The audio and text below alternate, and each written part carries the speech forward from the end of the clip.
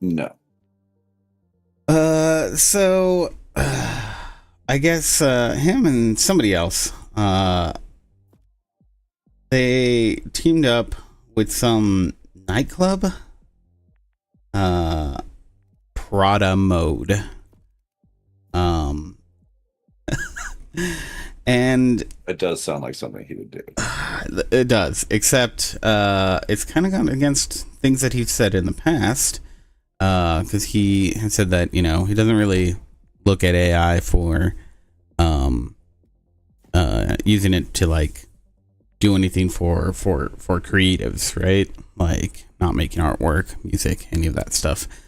But he was really interested in tools that it could be like built with and whatnot, to like help game development. Well, they released this very interesting, we'll say, video. That's like the promotion for it, which features him and this other guy in this like AI spaceship, and they're traveling to, I guess, Earth, and they crash land, and I don't know, it's all very weird. It's all very, I don't know how to explain he's it. basically just trying to tell us he's for sure, like Kojima's for sure like an alien. No, he plays a human, so that's what I don't understand. Not very convincingly.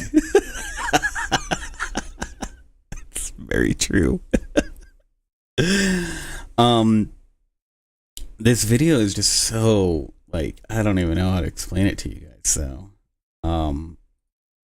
it's like, it feels like it's making fun of like, like 60s space shows, the Star Treks and what have yous. And I feel like the AI was like prompted to like heavily lean into that. It's just so, it's like bad, but I think it's supposed to be bad. I think that's what they're going for. But either way, it's kind of just, people are upset because it's like, dude, why are you like in this AI video and tagged in all this stuff and whatnot? Right. Well, people have pretty strong feelings about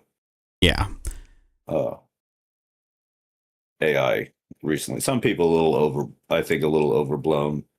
Yeah. But a lot of it's pretty founded. And like, yeah, a lot of it's founded, and even the people who are overblown, like I sort of understand.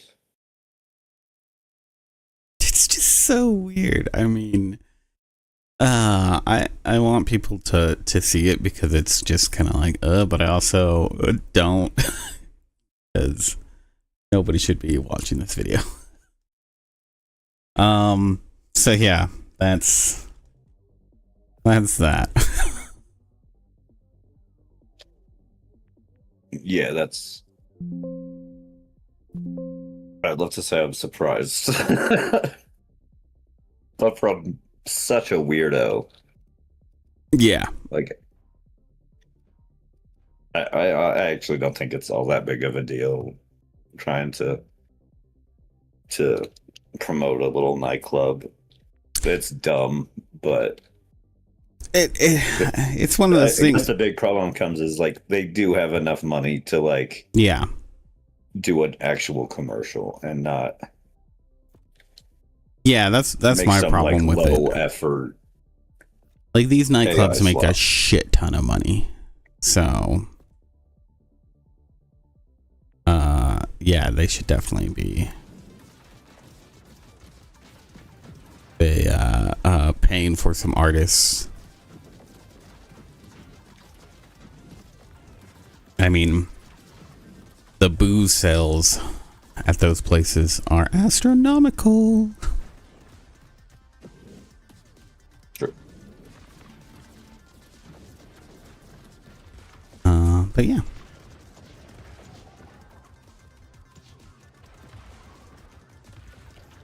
Just some silliness.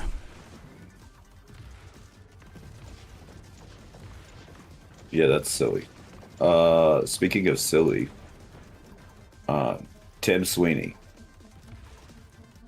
Enough said. Enough said.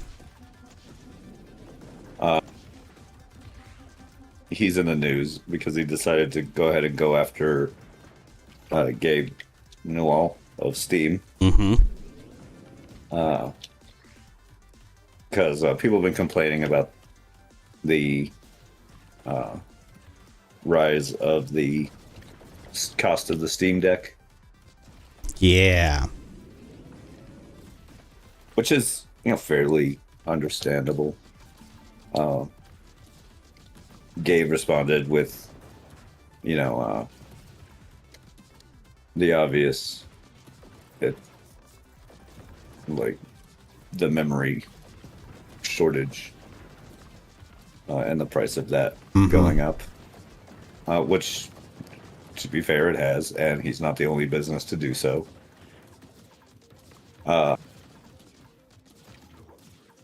But yeah, Tim Sweeney decided to attack him a little bit and go after the fact that Gabe Newell owns like a $500 million super yacht. Yeah, he does. But I mean, here's the thing. First off, I understand that some people's dream is to have a boat. And when you have something that's super successful, get that boat, I think there are, it doesn't intrigue me. There's no part of me that says I want a boat. Yeah, same here. So whatever. But anyways, finish on and I'll make my statements at the end of what I feel about it. Yeah. Tim Sweeney said that everyone's being too harsh here. There has been a significant rise of the cost of components that Steam customer spending ultimately funds. The economic trends that have created severe disruptions in the component parts supply chain for mega yachts. So, yeah, Gabe Newell owns like a huge mega yacht. It's like the 50th largest yacht in the world. Yeah. It has like its own hospital and stuff in it. Yeah, it's pretty ridiculous. It's a crazy yacht. For sure. Although, really, Tim Sweeney, obviously he posted this. Some people are happy, or some people were unhappy. Some of the comments below his Twitter posts were some funny ones. One of the top ones was, and this is kind of where my argument's going to come into. It says, "Hey Tim, when was the last time Valve laid off their employees?" No, yeah, never. That's inherently wrong. Yeah, Valve did lay off employees back in 2019, where they let go 13 employees, and 6 years before that, they laid off tens of staff. And they don't have a whole lot of people to begin with. No. That's one of the things. Steam is not a big... That's one reason that makes them like one of the highest like net profit companies out there. Is they're like... That's what makes Gabe so rich. Yeah. Is that they have such a low overhead cost because of the low number of employees that they do have. This is not... And PC Gamer points it out. This is small in comparison to just a couple months ago, Epic laying off 1,000 employees. Yeah. Who reported that they had only a slight hint that the company's revenue wasn't doing well. So, yeah, I think that puts it pretty well. Tim Sweeney, who has Epic, who isn't actually producing any hardware, who can't go ahead and really comment on how bad the memory shortage is, right? Like, that's not affecting him. Yeah. In the slightest. To make this kind of statement when his company is losing millions of dollars. He's having to let go thousands of employees, all because he wants to keep giving away free games on his Epic Store that no one's using. That no one is using. Yeah, I mean, it's a very weird attack, to say the least.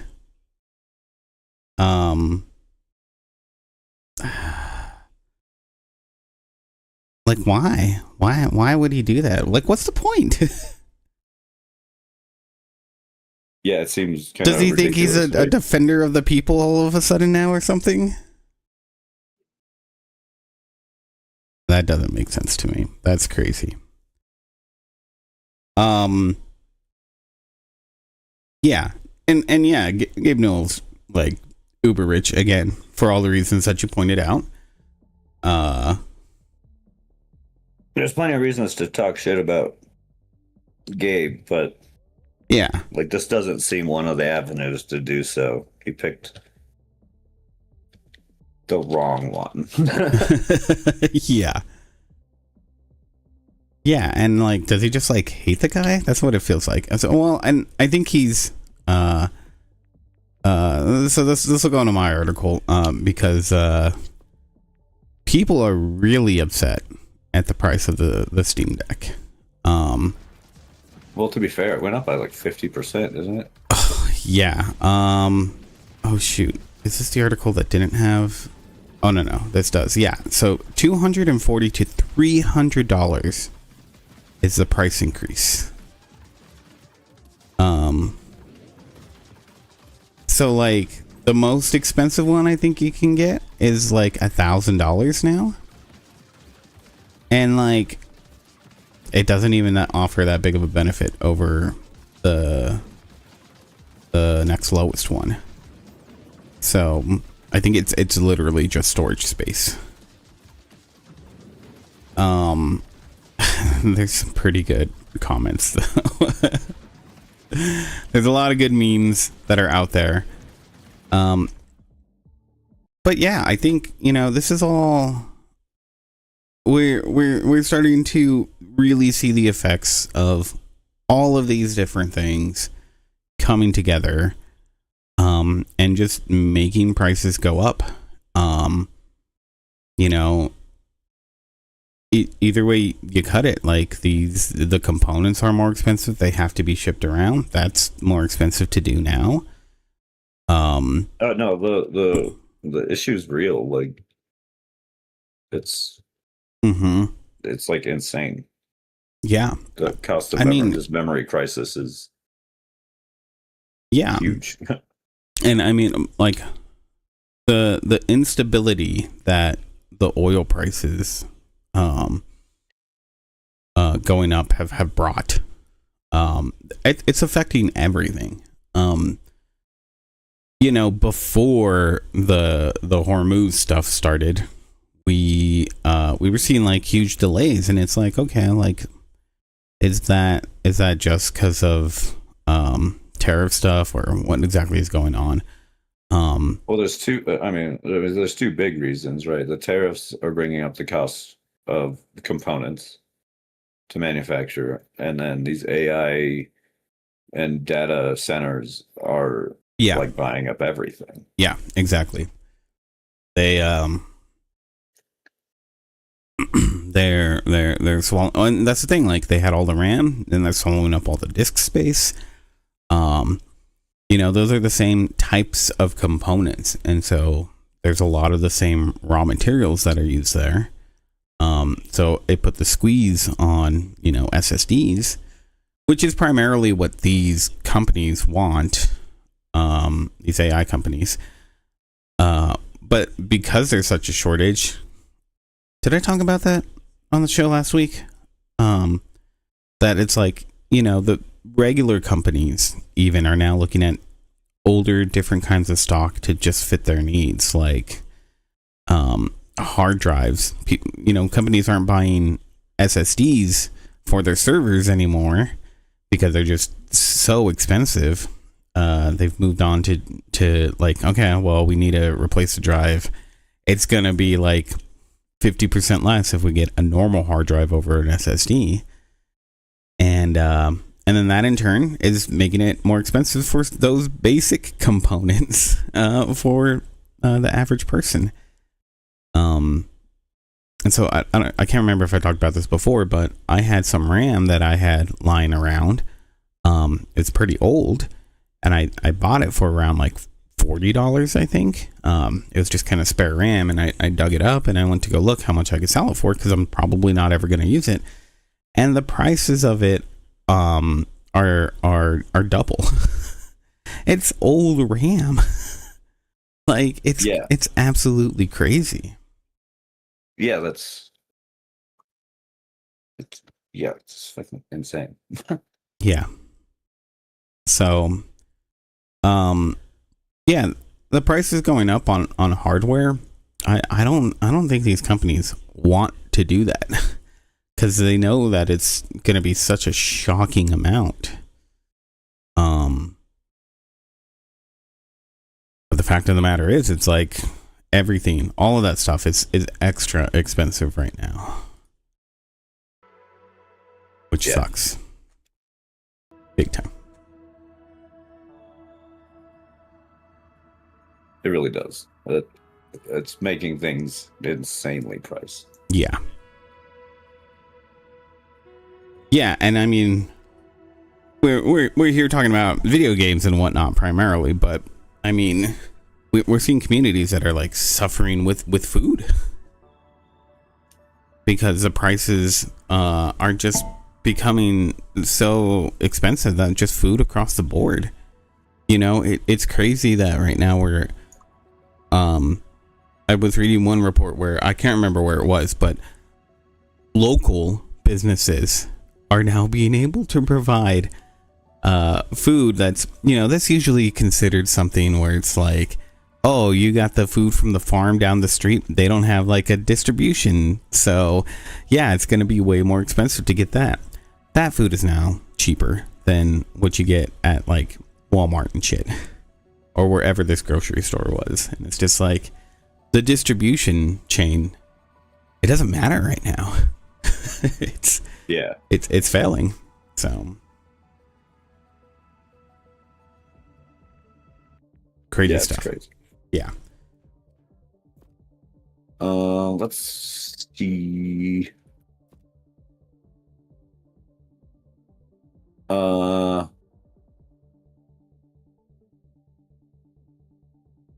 I guess speaking of people's like backlash to things, Microsoft had to make a response to their handling of upgrading the Outer Worlds. Yeah. So they did like a big update thing recently, and they delisted like the original Outer Worlds and replaced it with the Spacer's Choice edition. Mm-hmm. If the anyone with the base game in their libraries, they stated that anyone with the base game in their libraries before May 27th could upgrade to the Spacer's Choice for free. Yes.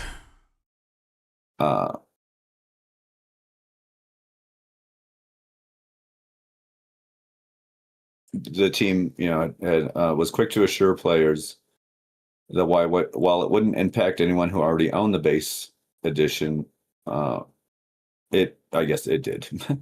Yeah. At least people on the PC don't seem to have an issue. Anyone who's on the PC doesn't seem to have an issue. This is coming. I think if you bought it through Game Pass through the Xbox store. Oh, maybe. Just what I've seen is the Spacer's Choice Edition upgrade, like free upgrade that was supposed to come on for Xbox One and PlayStation. Seems to be the biggest issue, because they need to for those, you need to own the base game and both DLCs or the season pass. So they had to make a response after people were throwing a fit, obviously. Some people saying it was a bait and switch and absolutely illegal. Yeah.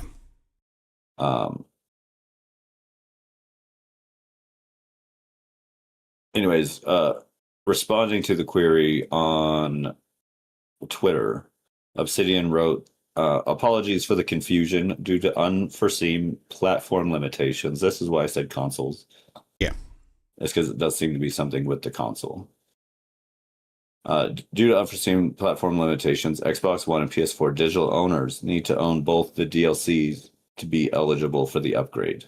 Please feel free to reach out to our support team for more assistance.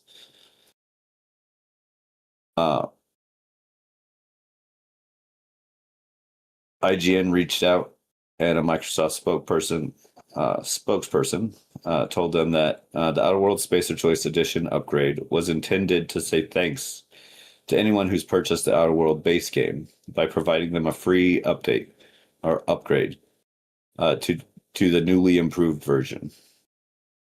However, due to various entitlement restrictions and back-end issues, we weren't able to provide this as smoothly as we wish to our players, and they're rightfully upset. If you purchase the base game on Xbox or PS4 between April 30th and May 27th, or have an issue with the upgrade, to please contact their customer support team, and they'll work with you to make it right. And sorry again for the frustrations around this. Furthermore, the upgrade will continue to be free for PC players if they own the delisted base game. Due, however, to how entitlements work on consoles, the digital owners moving forward will need to have the DLCs or expansion pass to be eligible.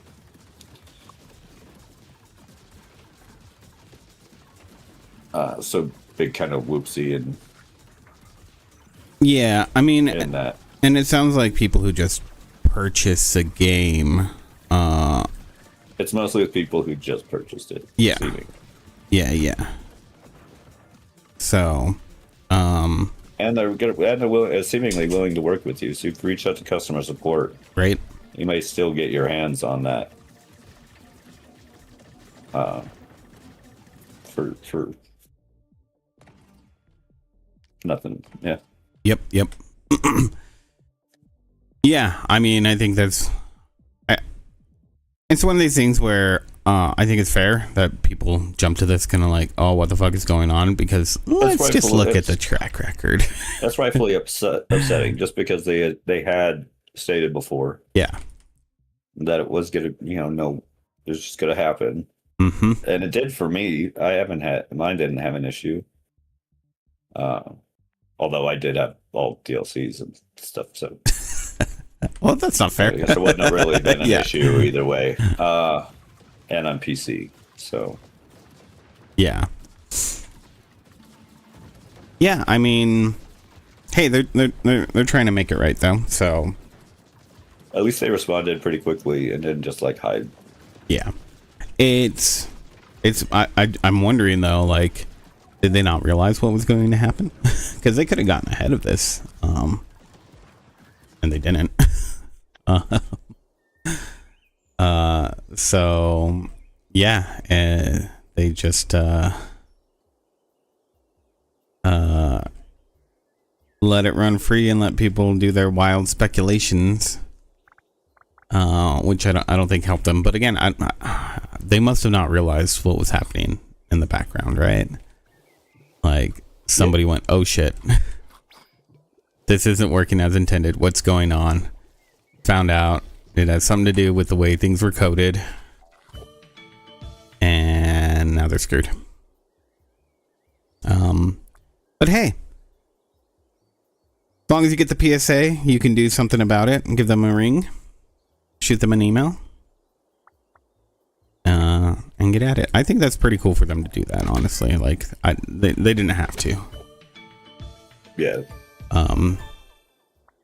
So, I mean, it's one of those things where, like, Yeah, you're taking the game, you're delisting it. Like, this is the least you should do. But in a world where the Microsofts of the world wouldn't normally do that stuff, this sort of thing should be praised.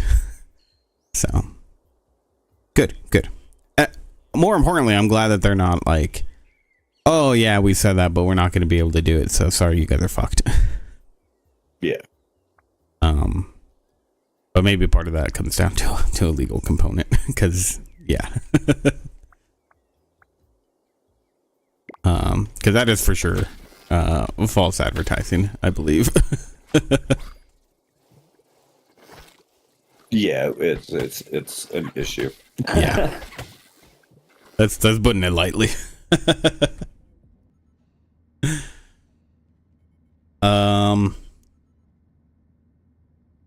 Okay. I'm gonna go into this because it's my last article. Do it. So, PlayStation has decided to shut down Destruction All Stars. This is a game that came out. What was it? 2021, right? It's been a minute. Yeah. And it had some development issues, pricing issues. It was supposed to release at like, I think it was $70 actually, was what the original price was supposed to be. And instead, they decided to release it on PlayStation Plus for free. So if you had PlayStation Plus, you could play the game. A few months later, they decided to release it to the masses for $20 a pop. It never really took off. I don't think it was completely dead, but not that I played it. But yeah, it was one of these games that was just, you had a few people who love to mess around in it. But it just didn't appeal to anyone. There's apparently a lot of issues with the games if you go by the reviews of it. But Sony decided earlier this week that they were going to shut it down. They gave no notification of this.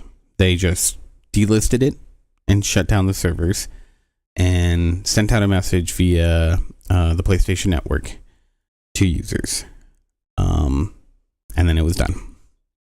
So just kind of pulled the plug out.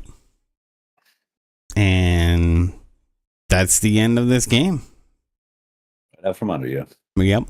Just completely out from under you. It's one thing where I'm sure this game was losing money overall. But it's kind of crazy. I don't know many people who played it. Yeah. I don't know anybody who played even when it came out. Yeah, no. I think I mean at one point it was free. Yeah. Well, free with PlayStation Network. It might have had like a free to play like weekend or month or whatever. Yeah, it was one of like the PS Plus free games. Yeah. At one point. Yeah. Yeah, when it first released, that's how it was. So yeah, but even then, I don't know anybody that really even checked it out. Not even just staying a little curious. But yeah, it's a thing. Yeah, I mean, I think that that's why it's important that people are out there trying to like codify stuff into law for consumer rights. Whether you like disagree with everything or nothing of like stop killing games, like that's kind of like what it's trying to prevent. Yeah. And not just like the closure of it, but like the sudden closure of a game.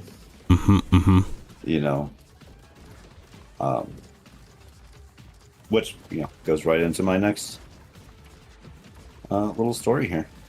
Yeah. Or news thing. Stop Killing Games is making progress here in California. I think a couple of weeks ago we talked about how it was moving to the California State Assembly. Yeah. Well, they did the vote for it.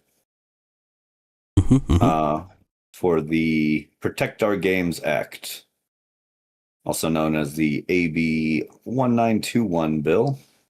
Yes. I passed the vote at the State Assembly floor by 43 to 16. The bill would require companies. So a lot of this was it is in kind of just plain terms. None of this has gone over like in depth what it means. So don't ask. But the bill requires companies to provide 60 days notice prior to ending the support of games. Speaking of the thing you were just talking about, they would have needed to provide 2 months. Hey, or at least 2 months of a notice that this game was going to end. Yeah.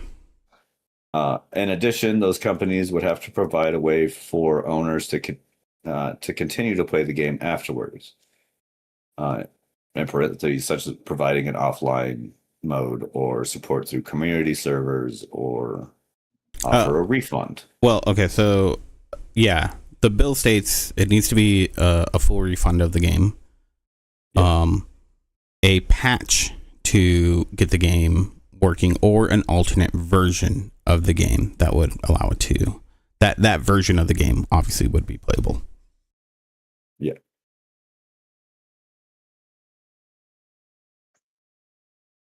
So according to the Chris Ward, who is an assembly member of California, according to him, a constituent in San Diego who was tired of seeing their game shut down after recent purchases had brought up the proposition to him. The goal being to ensure that online games remain playable after their developers and or publishers cease to support them. Of course, this comes off of the whole Stop Killing Games initiative, which kind of spawned off of Ubisoft's delisting of The Crew, which has even led to them backtracking. The Crew 2 is already planning end of life, and they've already stated that The Crew 2 will be playable like offline and without their support. So like progress was already being kind of... I think we should note on here that they did promise to do that before the Stop Killing Games initiative got heavy traction. Whether that influenced them or not, but they did state that, but it was off of the backlash from the Crew. Yes. It's from that same backlash. Yeah. All of it. Like the Stop Killing Games started, and the Crew 2 has like an end of life because of how much backlash they face. Yeah, exactly. And I feel comfortable stating it is from the backlash on that front. Oh no, 100%. They even said that in their statement originally, that they understood why people were upset. And I'm not saying it's Stop Killing Games that stopped this. Yeah, I just wanted to be clear that it wasn't that. Because I think those started at like the same time. Yeah, well, I mean, I think both of those were kind of happening at the same moment. Like Stop Killing Games had like just started. They weren't even like talking about like that was like before the big vote. That was before the whole pirate software debacle. Yeah, exactly. So yeah, that was still early stages. Yeah.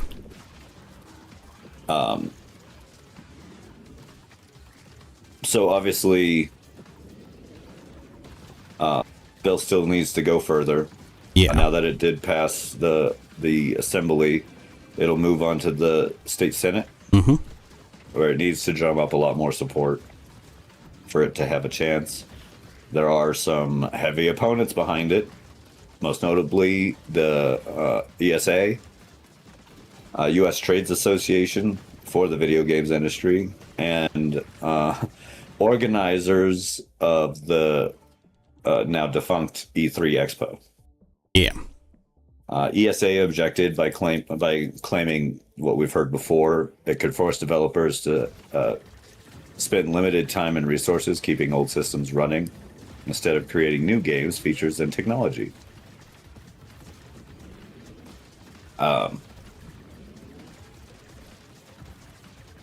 ESA Sorry, go ahead. Stop Killing Games had responded to ESA's statements earlier in May. That's when they said that those. And they stated this is the same fight as in Europe, a grassroots customer movement asking for basic end-of-life protections versus the industry lobby trying to preserve its right to sell games that can be later rendered useless while preserving control.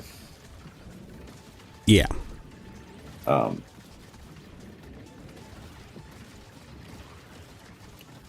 I stated it before at the beginning of this. I don't think it takes too much to meet the criteria for basic end of life.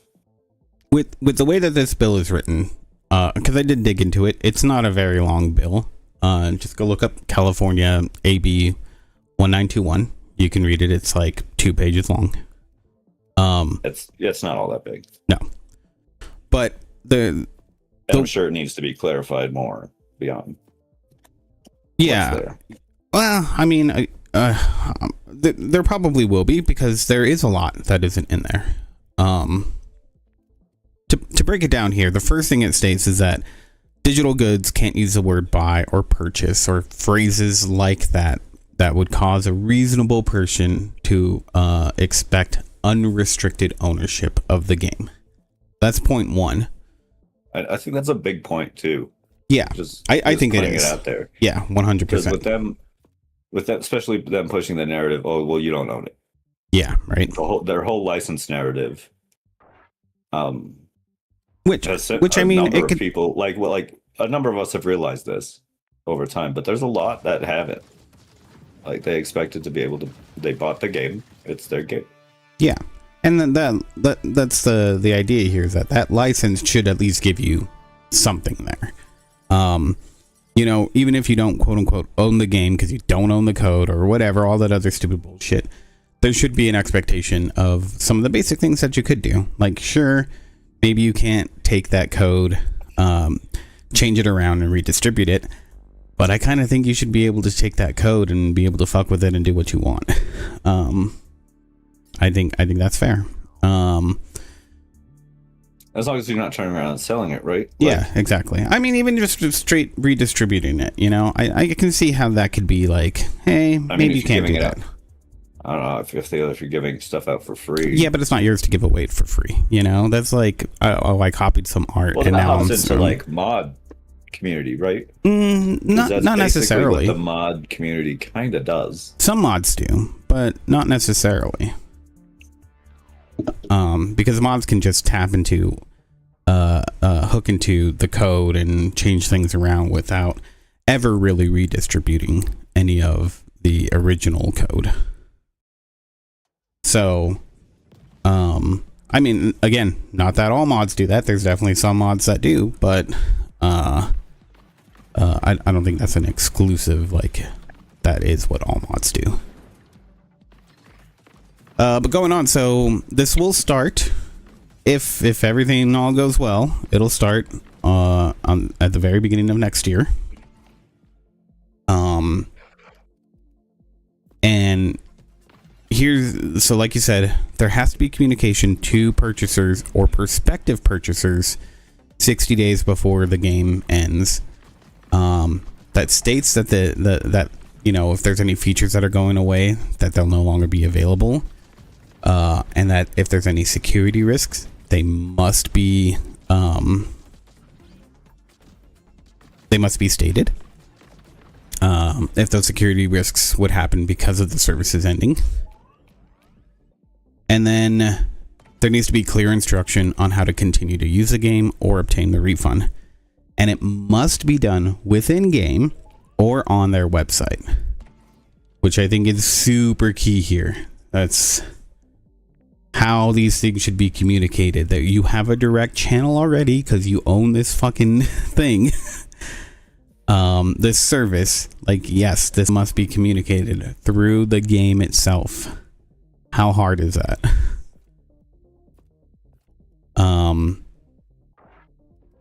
One other thing too about when the services end. They cannot distribute a version of the game that would require any services that need to be used that are controlled by what they say operator in the bill, which is just the company that owns the servers and really is releasing the game. So that means any online DRM would have to be removed, which I don't think is too big of a deal. I have my opinions about DRM and how it shouldn't be a thing, but so yeah, I don't really see that big of a deal here. Well, I mean, the only issue I could see is that I've heard of that DRM can be a problem if you're trying to remove it from a game because it can break things, because it's such an integrated part of the whole system of the game, right? So there's that issue, but I don't think it's like these companies aren't going to be like, oh yeah, we definitely need to hold on to it. Like we can't agree to this because, hey, the game's like old at this point. Like, sure, who cares? You know, as long as it's not too much of a technical hurdle, there shouldn't be a problem. And again, I don't think it'll be that horrible. You just got to figure out some code and whatnot. Then this goes on to say that so any it doesn't include subscription-based services that are offered for sale access to digital games sold during the duration of the subscription period. If there's games that are offered that have no monetary consideration at all, this also doesn't apply to them. And games where access is offered, it cannot be revoked after the transaction, the game itself, and access to the game. So obviously that doesn't apply to those games at all. So this, the all the above part with like so everything above, like applying for the refund, but everything we've talked about, from like the needs to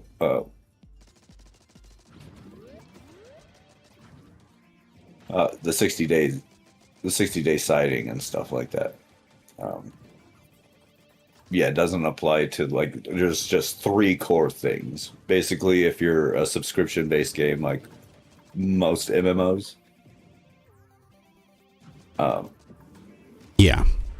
free to play games. Yeah, if it's free to play, this doesn't apply.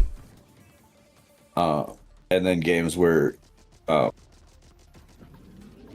you're allowed to download a permanent offline version that can be used without connecting to the internet. Because you basically already meet the above criteria. Yeah. Your game. Yeah, exactly. Your game is already playable. Like there's no reason it can be taken off, basically. Yeah. Without them going and like ripping it off your hard drive. I mean, I think it covers it fairly well. I think there's obviously some points that can be like narrowed down and probably would be, whether it be through like overtime, through court actions and stuff. This is also important to keep in mind that this is only in the state of California. Yeah. But things like this do end up affecting all around, right? It's one reason that we were pushing the whole thing with Stop Killing Games in Europe, and we're watching them. One of the main reasons that we like still have our eye on like seeing what happens, because when big markets like that, like the entirety of Europe, make rules, usually they get followed and kind of spread across everything. Just so it's easier for them to sell it, right? Yeah.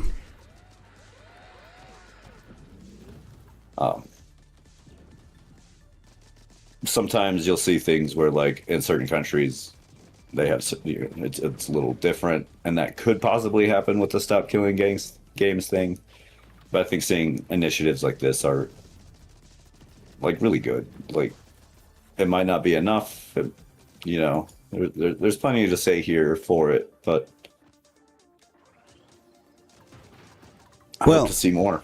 Yeah, no, definitely. There's some Like, things in that just a, sorry, go ahead. sorry, and just a general sense of like consumer protections, not even just in video games, and just consumer protections in general. Yeah. Stuff like this is like huge steps, and I support. Well, I think there are some big issues here because I think this is going to have it. I shouldn't say it's going to. It could have a very big unintended effect. That just by reading the bill, it seems like this will cause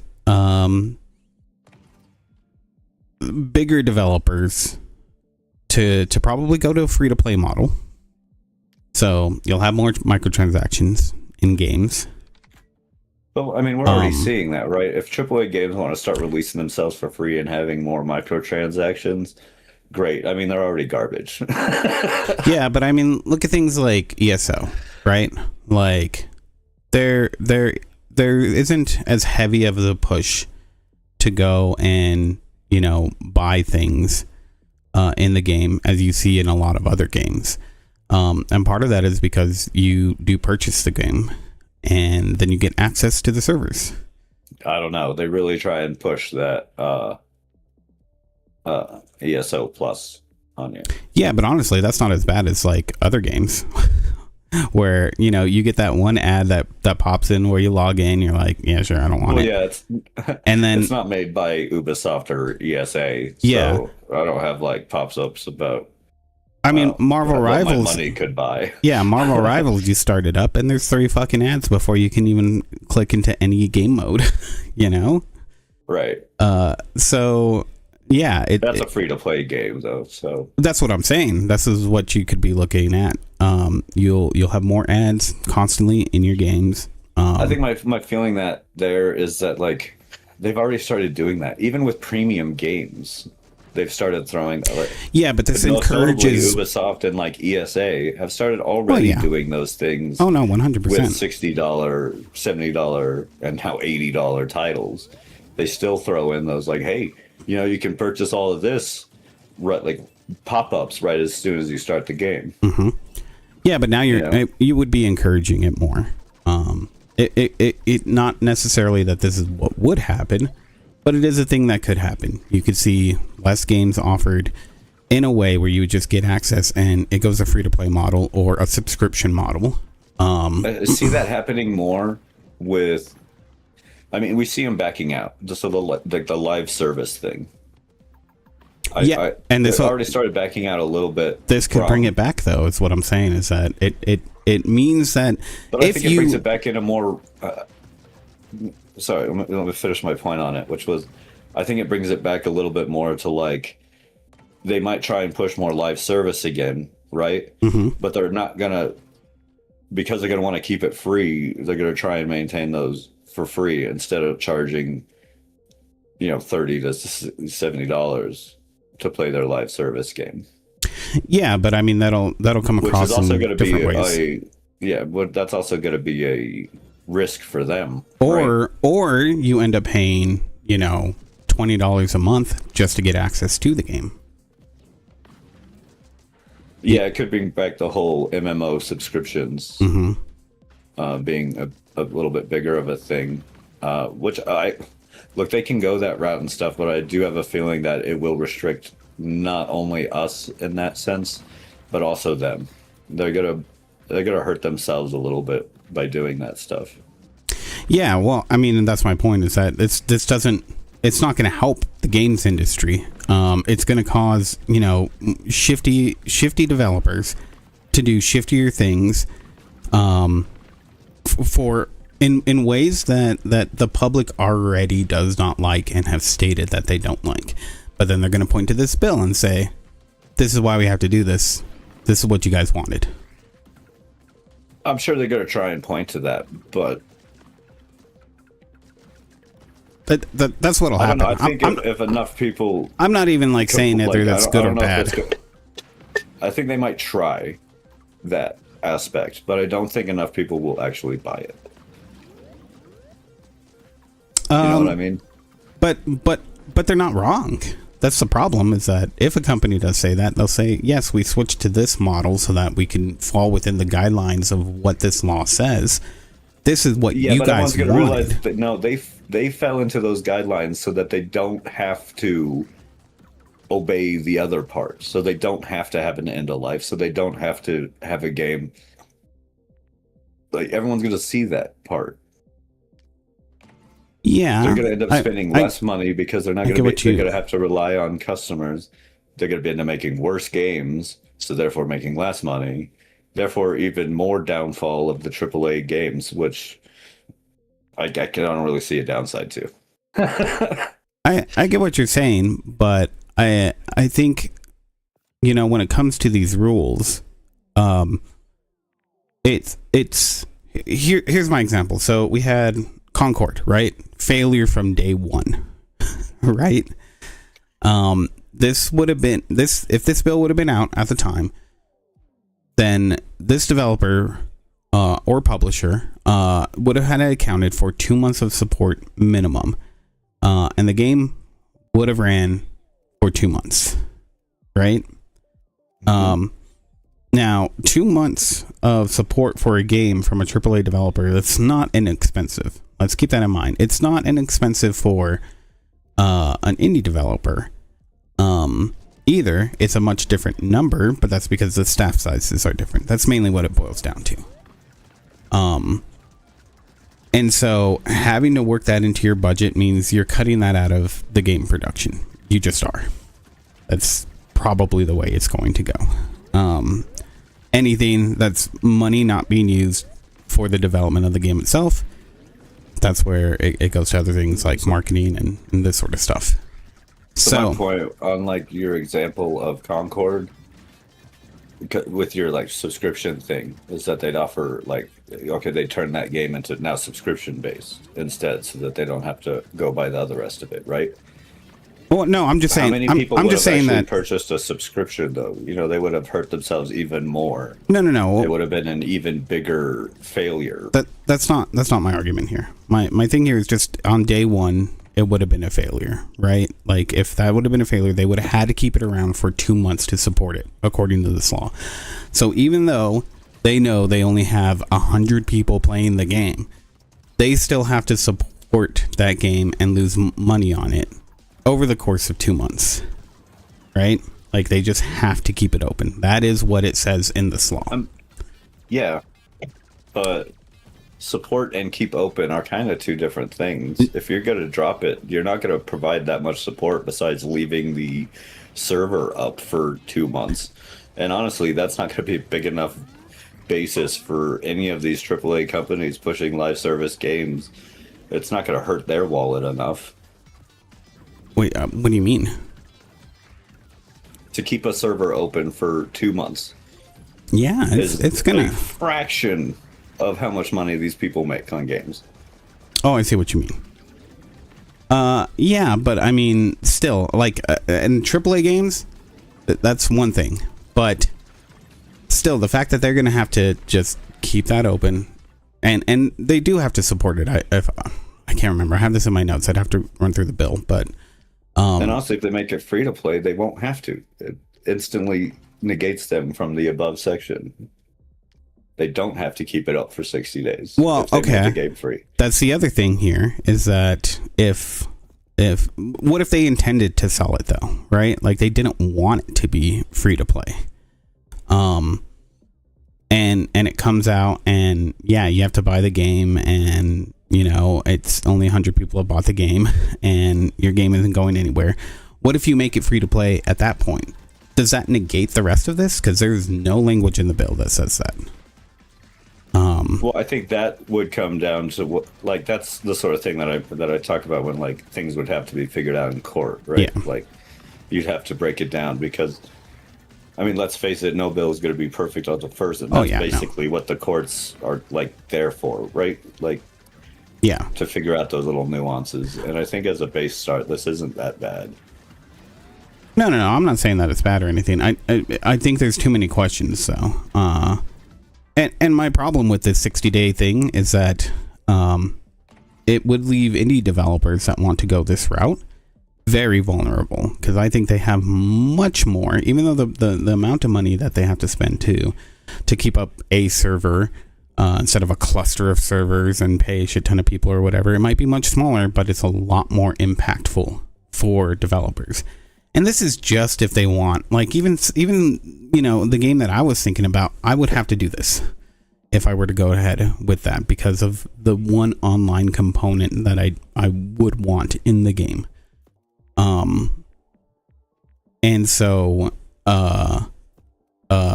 because of that, it's like, well, what does that actually entail? That could be for some of these developers that spend all their money just to make their game. I think even looking at games that have already crashed or have like discontinued and stuff, most of them already meet that criteria when they do announce it. Most of them do announce within like almost 60 days. Some of them are within a month, but the ones I'm looking at here are either 60 to 90 days are the typical average of what most game developers and people have put out before about shutting down. No, I 100% We're only agree. talking about the select few that but we're do talking it out of nowhere. We would be talking about indie developers that they don't succeed. Maybe because they just didn't have the marketing, They didn't factor that in. They still have to abide by this or face whatever legal ramifications could come from it. And that is my big concern here. Well, I think there's a thing there too. Like it obviously has to be worked out, right? Like if indie developer, if you run out of money and feasibly cannot keep it up for that full 60 days. Maybe, that's obviously something that isn't really talked about in here and does probably need to be clarified. I would agree with that statement. Yeah, because, if you do something like that, then you're just not giving it. Yeah. If you're not able to help it, that's usually a part where the court's like, oh, okay, well, that's not necessarily on your fault. Yeah, right? but I think the way that this is written is that there is some sort of, like, you have to, what's the word? Like, you have to plan for that. They want there to be a plan for that, not just willy-nilly. Oh, well, you just ran out of money. Did you have the ability to set up those 2 months? Why did you release the game if you didn't? Like, you willfully ignore the law. I think there's a bit of that in the way this bill is as it's currently written. Giving certain exceptions to this would maybe probably give it less teeth. For bigger companies who, I think it would be fair to have that on them. And I think that's why previously when we had talked about this, I think there really needs to be a portion of this bill of any of these that say, hey, if you don't make a certain amount of money off of the game, then it's null and void. Like, protect indie developers by doing that. That's all you have to do. Or a certain amount of games sold, Yeah, I understand where your worry's coming from, but I pulled up a little comparison list of like canceled games and when they were, said they're shutting down to when they shut down. Mm-hmm. And this has indie games in it. Like, this doesn't have just AAA titles. And what, like I said, what I'm saying here is that most on average, this isn't an issue. Most of them, of course, most on average. But it's still going to hurt some indie developers. On the indie scale, it looks on here, it's like 30 days is kind of a typical thing. So like there's that. This does double that on them. Mm-hmm. But it still seems like pretty negligible. Like most of them wouldn't count. Most indie games fit on the third category, where they download and you have an offline. You're saying negligible, but the type of person that it's going to hurt is somebody who has given a lot just to make the game that they really want, and that features some sort of component that's online access only, that they've been maybe not even working a job because they want to focus on this, so they're tight on money. They're living with their parents or with a family member or something, and they don't have these resources. They're banking on everything going into this game that is a passion project. And if they want to make any little bit of money off of that, because they maybe poured 3 or 4 years into making this game, well, now they have to make sure that they abide by this, even if they don't have the money, even if they can't, even if, things have not been going great for them otherwise, and they're putting all of their eggs into this one basket. I'm not saying that that's not, what people should do, or saying that it is, but that's the sort of person that this will affect more than anyone, especially if their game isn't successful.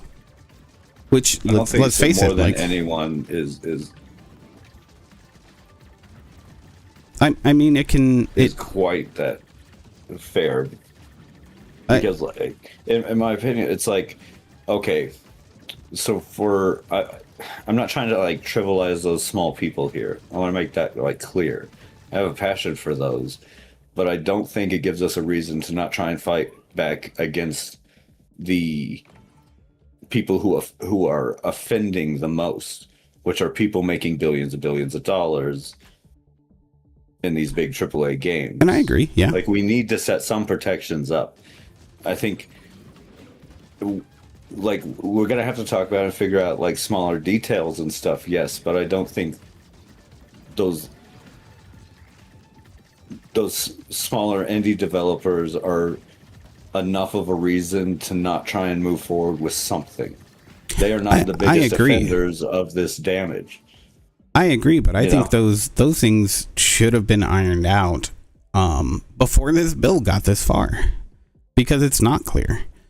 And that's the thing, is that I do think these companies, there needs to be regulation in place, because they're not doing the right thing. We've given them chance and chance again, and the majority of them, they're doing shit like this, where they pull out a game just out of nowhere. See you later, sayonara. Sorry, we didn't get any warning, but you can't get the game anymore. The servers are shut down. Good luck. And that's shitty. One other thing, though, that I do want to mention before we move on is there is no mention of DLC in this bill at all. So, do you get your money back on DLC? No. It specifically says that the stuff is only for the base game. So when you get your alternate copy of the game, or a patch or whatnot, that could remove all DLC. There's nothing in there at all about expansions or anything about that. It's all specifically written for the base game. So that's something to keep in mind too.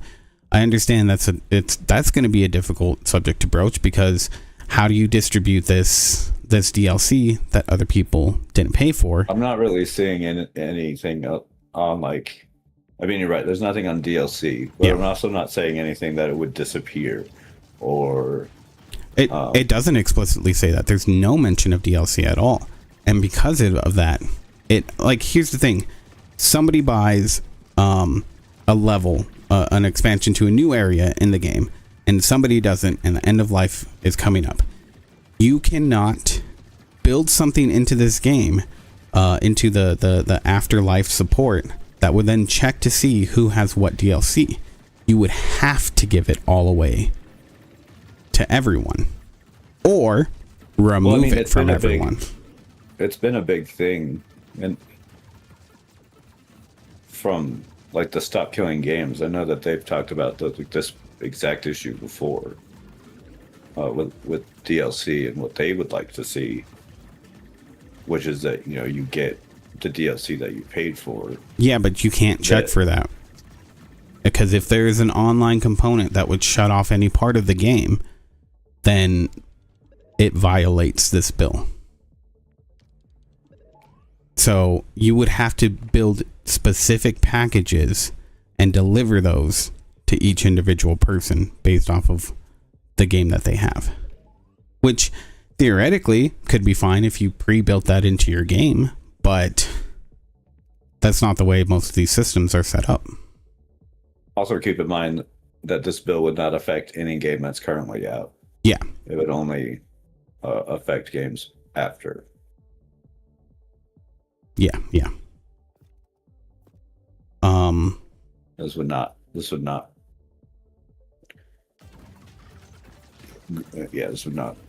So yeah, I fall mean, on any past purchases. yeah, like The Crew, Disney Infinity, Helldivers 2, Elder Scrolls Blades. Those are some big games. Like if this would have been out when they were discontinued, or like Doom, that's not really discontinued, but it's one game that could suffer. Same with Helldivers 2. These are the games that you could think of today that would continue definitely under this bill. There's not actually a whole lot of. I mean, I shouldn't say that. There's a lot of games that would fall under this. All the sports games, practically every mobile game,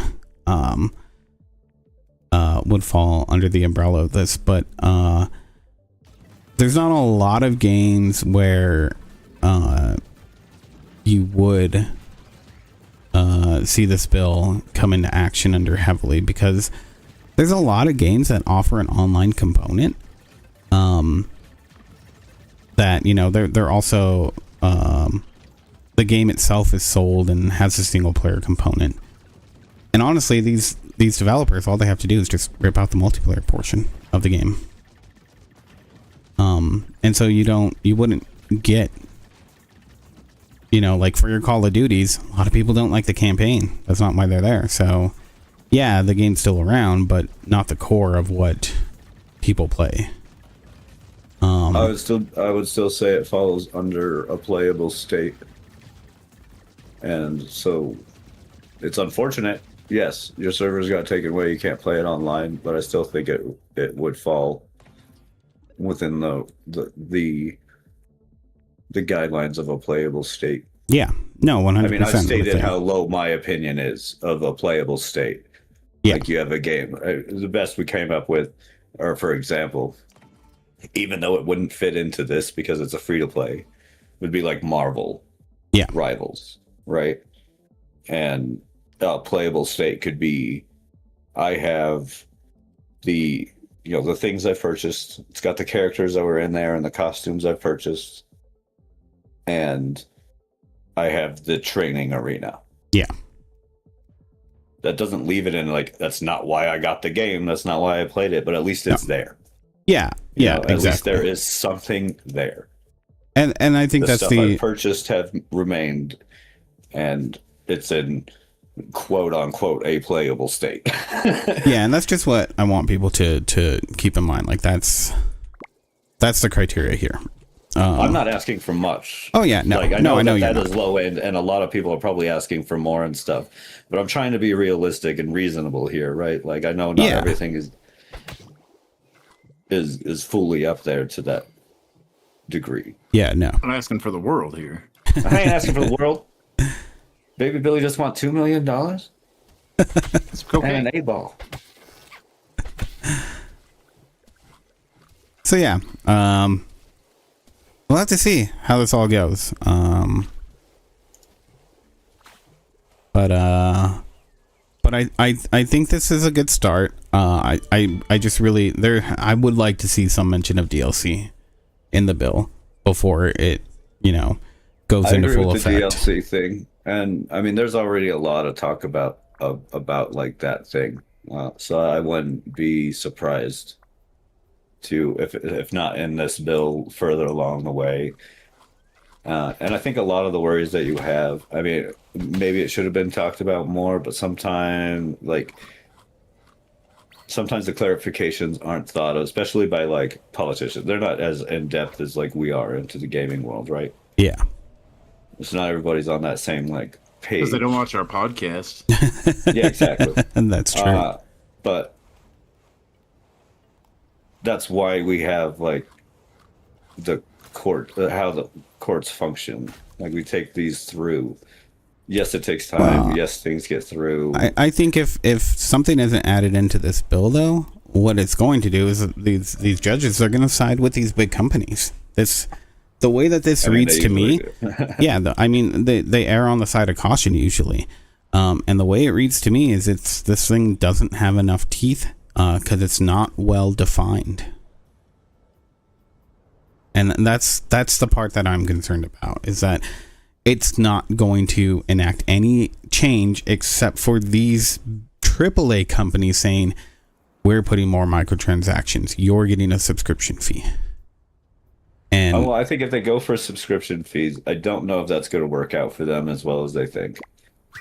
maybe not, but Because when you it's think about like, if they want to like Concord, instead of a game, they offered a subscription. It was like a subscription based game instead of full price game. I don't know how many people would have actually hopped on that. You know what I mean? probably only 50, half of their player base. Not a lot, yeah. Half of what they already had, which wasn't a lot. Yeah, because now you're asking people to. But that's the thing, like, it would just go free to play, and that sort of stuff needs to be figured out too. There's a lot in here. The bill is very short. It will not take you long to read. And what do you do about games that go from being paid to free to play? Yeah, exactly. Do they then fall under the other umbrella? Right? It's Because I mean, I feel gypped from fucking Overwatch when I paid $30 for it and went free to play like fucking 6 months later. yeah. Yeah, and that's the thing. Like, does that mean that, hey, if these companies want to get out of it, do they just go free to play a year before they decide to shut off the servers? Like, Yeah. there's all I think these there's things that need to plenty- be considered. I think some of those though, like even if they got the bill flushed out pretty well, I think some of it would have still had to go through. And some of even what's in the bill will probably still have to go through. Like court systems. Yeah. As you know, even if it does pass, you know, like the ESA and these people, the opponents against it will try and take parts of it to court. Oh, yeah. They will either manufacture or look for the right person to help them do so, you know. Yep.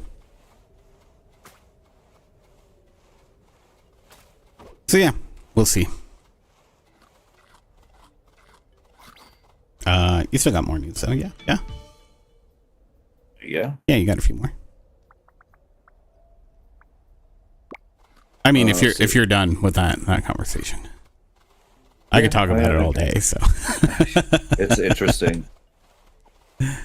I think it's I am happy to see progress being made in in consumer rights. Yeah. yeah, Let's see what else. Rockstar. A while back.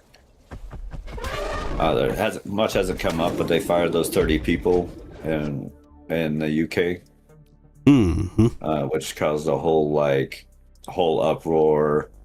They're being accused of union busting.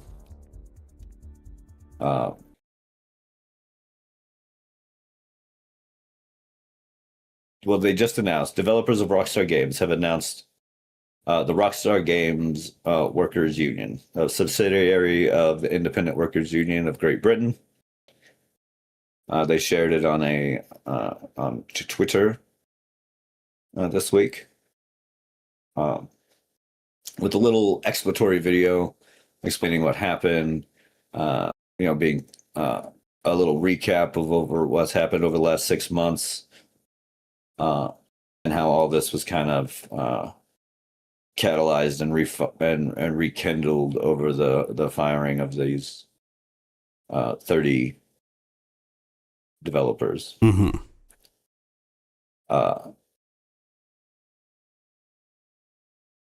Let's see, where is it?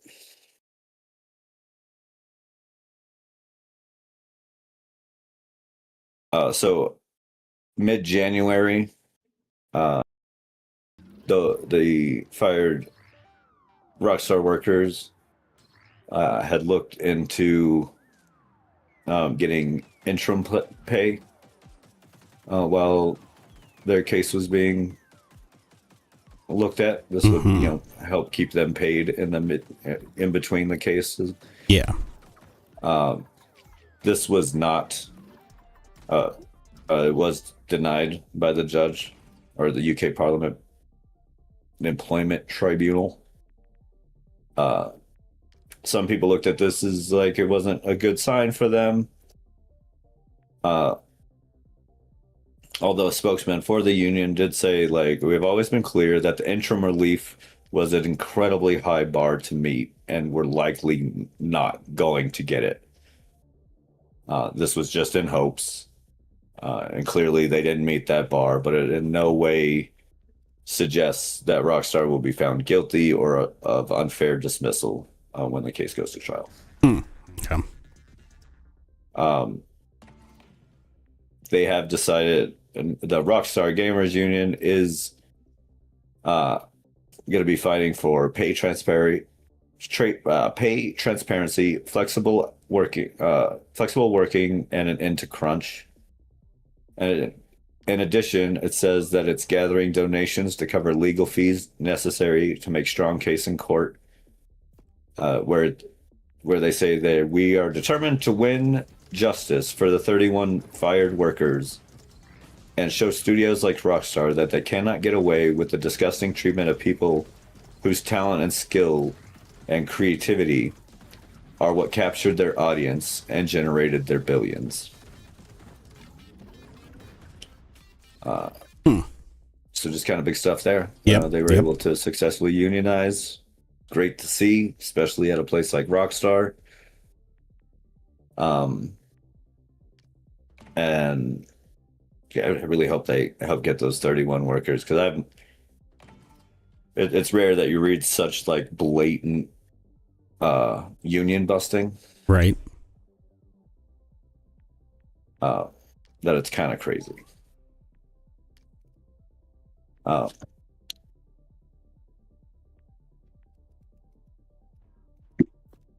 Yeah.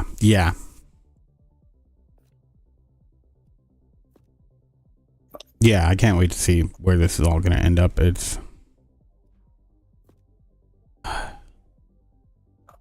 fucking Rockstar.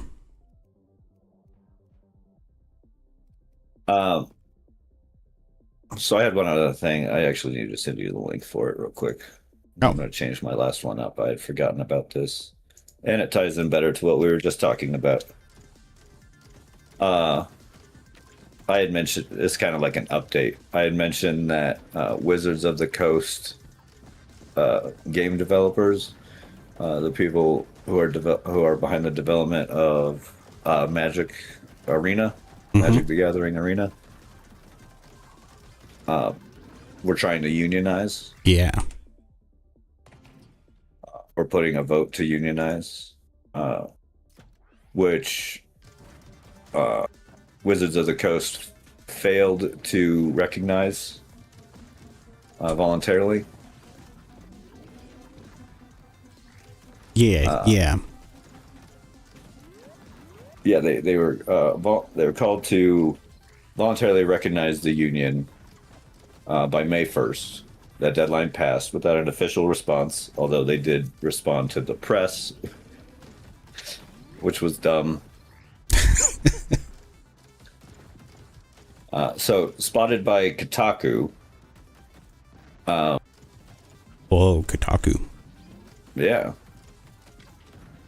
Multiple Wizards of the Coast employees shared images of a letter that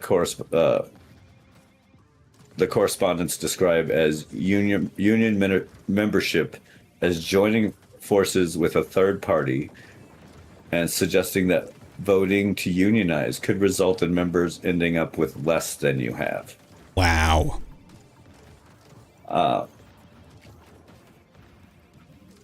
That's a statement. It also stated by that rejecting the union representation, Wizards of the Coast will be able to work directly with employees on workplace matters, with a much greater degree of flexibility than typical rigid union contracts. And these are quotes from the letter.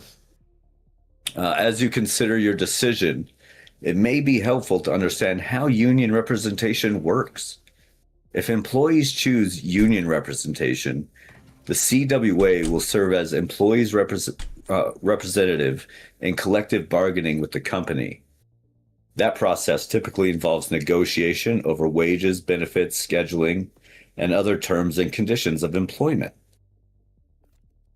Outcomes are not predetermined, and it depends on negotiations between both parties. All benefits and perks you currently enjoy would be on the bargaining table for both parties to negotiate based on what's most important to them. That means you could end up with more, the same, or less than you have now. No union can guarantee what would happen in the bargaining process, which can be lengthy, 465 days on average. Wow. That's a whole level of scum. Yeah, that's pretty bad. It's a pretty bog standard union voting response, though, from companies. I mean, well, okay. Well, Yeah, I guess this it's not a public statement. Yes, it it was is scummy. Yeah. It's not quite as disgusting as They hearing. always are. It's not quite as disgusting as hearing Amazon having put up posters in the bathroom about talking about how you want that PS5. You could. I remember. Yeah. If you paid your union dues, you wouldn't be able to afford your PS5. Right. I can't find the PS5 now. I want to be very clear that this is a ridiculous statement. Most unions end up with more than they had before. The collective bargaining is your key. Yep. If you don't do it, your only bargaining is to yourself. You need to come together as workers and do that. Yeah. It is usually for the best. And you will usually end up with more. You might lose one or two benefits before, but you will end up with better and more benefits. Yeah. Probably not gonna lose any benefits either, honestly. Yeah. Probably not. You might lose like It might be a something different small. benefit. Yeah, like it might be like some weird one-off thing that they're like, oh, we're getting rid of this, but you're Get getting rid of better medical. Hawaiian you know? shirt Fridays now because the union. You guys got health insurance now, but man, miss those Fridays, man. Yeah. That's where it really was at. Yeah, they took off Pajama Monday. Yeah, no more weekly pizza parties. Sorry. Instead, we have to give you more money. You guys get it came down to 2 weeks of paid vacation a year or a pizza party once a year. So you guys losing that pizza party. Sorry. Damn unions. Exactly. Yes. This is an utterly ridiculous statement, especially the lengthy bargaining process that it could take a year and a half. I mean, it happens. Yeah, it does happen, but Usually the starting one, who's gonna though, hurt more?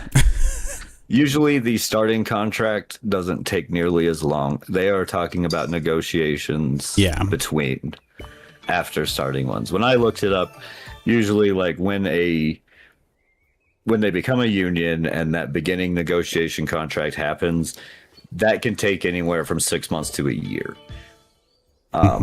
to fully flesh out.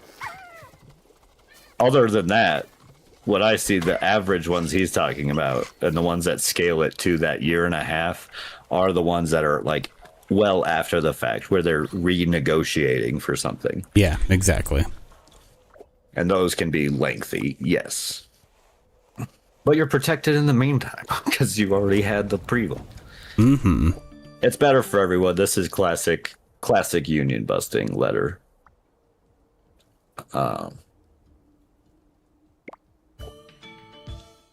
Then, screw Hasbro and Wizards of the Coast Yeah. for this response. You disgust me.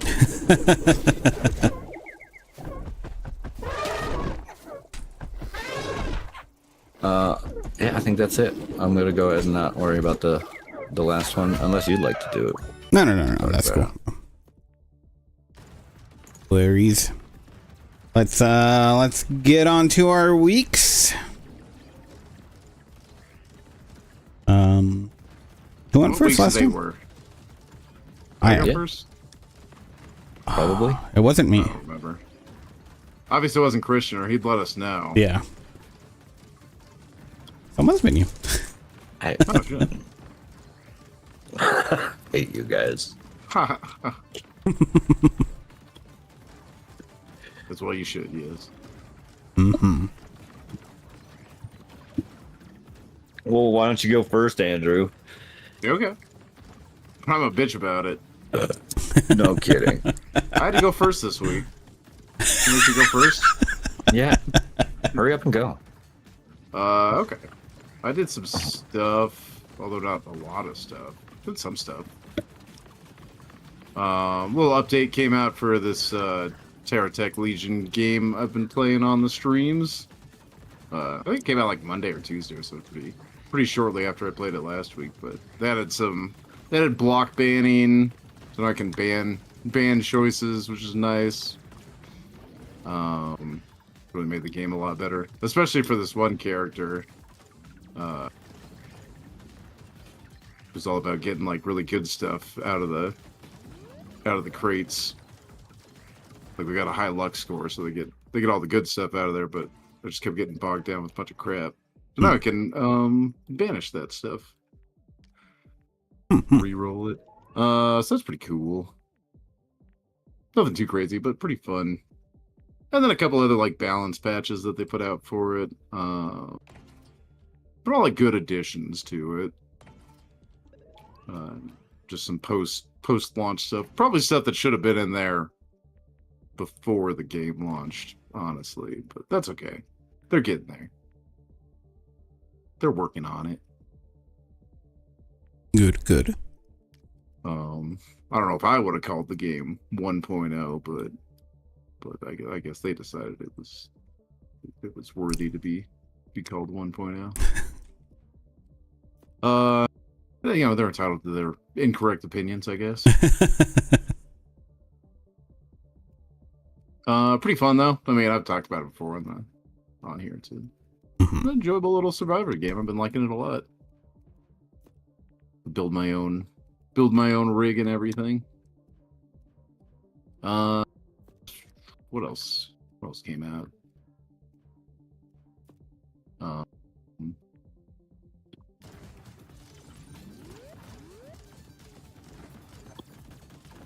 Well, after Christian was playing Space Haven, I also have been playing a lot of Space Haven. That's what's been eating up most of my time. I've started some new stuff on there. Well, I've been playing on the station where you build your own space station. I don't actually have to float around systems, which has definitely ups and downs to it. It's kind of tricky because I can't just like pick where I go, so I can't just like hunt down the resources I need. I just have to hope that they drift by the station. But it's easy in some other regards. I don't have to worry about like fuel for my spaceship because I don't have a spaceship. I don't have to worry about like hyperdrive jumps or anything because I'm not doing those. Yeah.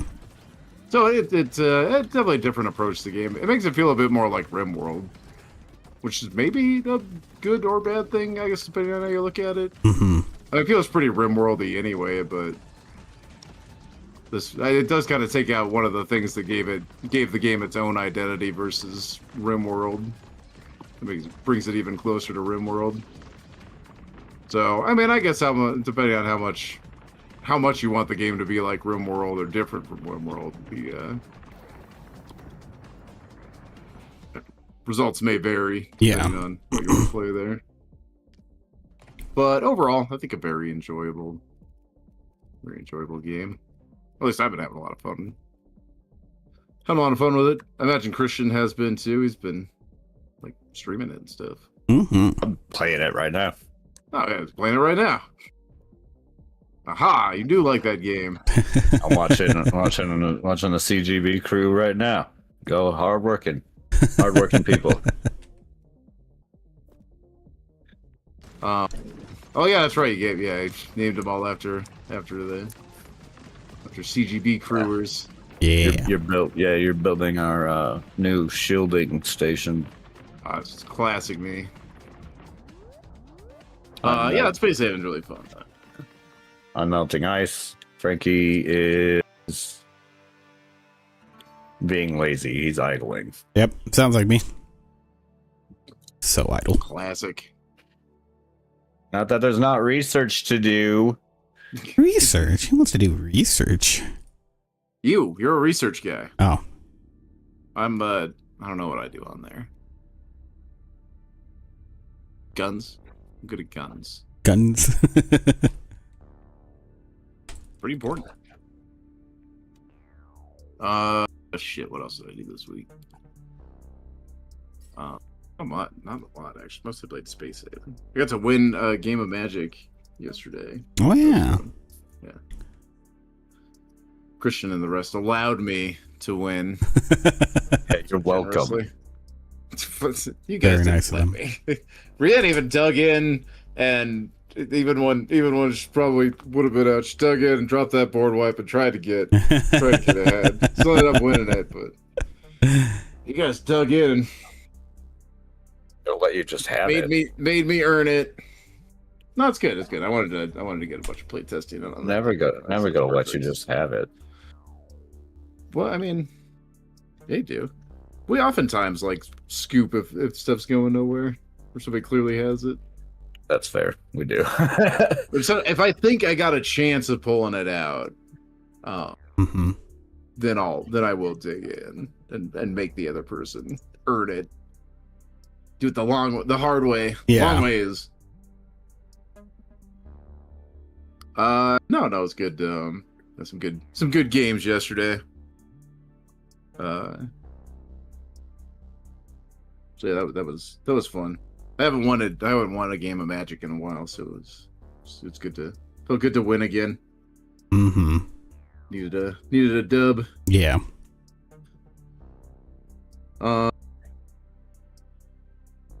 What else? I played any other video games I've been playing? I don't think so. Nothing too exciting on Game Pass. Or at least to me. They've actually put a lot of stuff up on Game Pass, but nothing really grabbed my interest there too much. I've been I haven't really played any more Subnautica. I've been sleeping on it. Figured I'd wait until we do like a group playthrough thing. Do multiplayer playthrough. Yeah. That way I'm not like burned out on the game already. Oh, yeah, that's a good idea. So kind of holding off on that. Although we've got our other multiplayer I game. kind of wanted to wait till there was a little bit more content. From what I understand right now, it's not good, too but there's not much a whole there, lot. yeah. Mm-hmm. And if we're playing multiplayer, we're gonna see it all pretty quick, I imagine. Shoot. What else?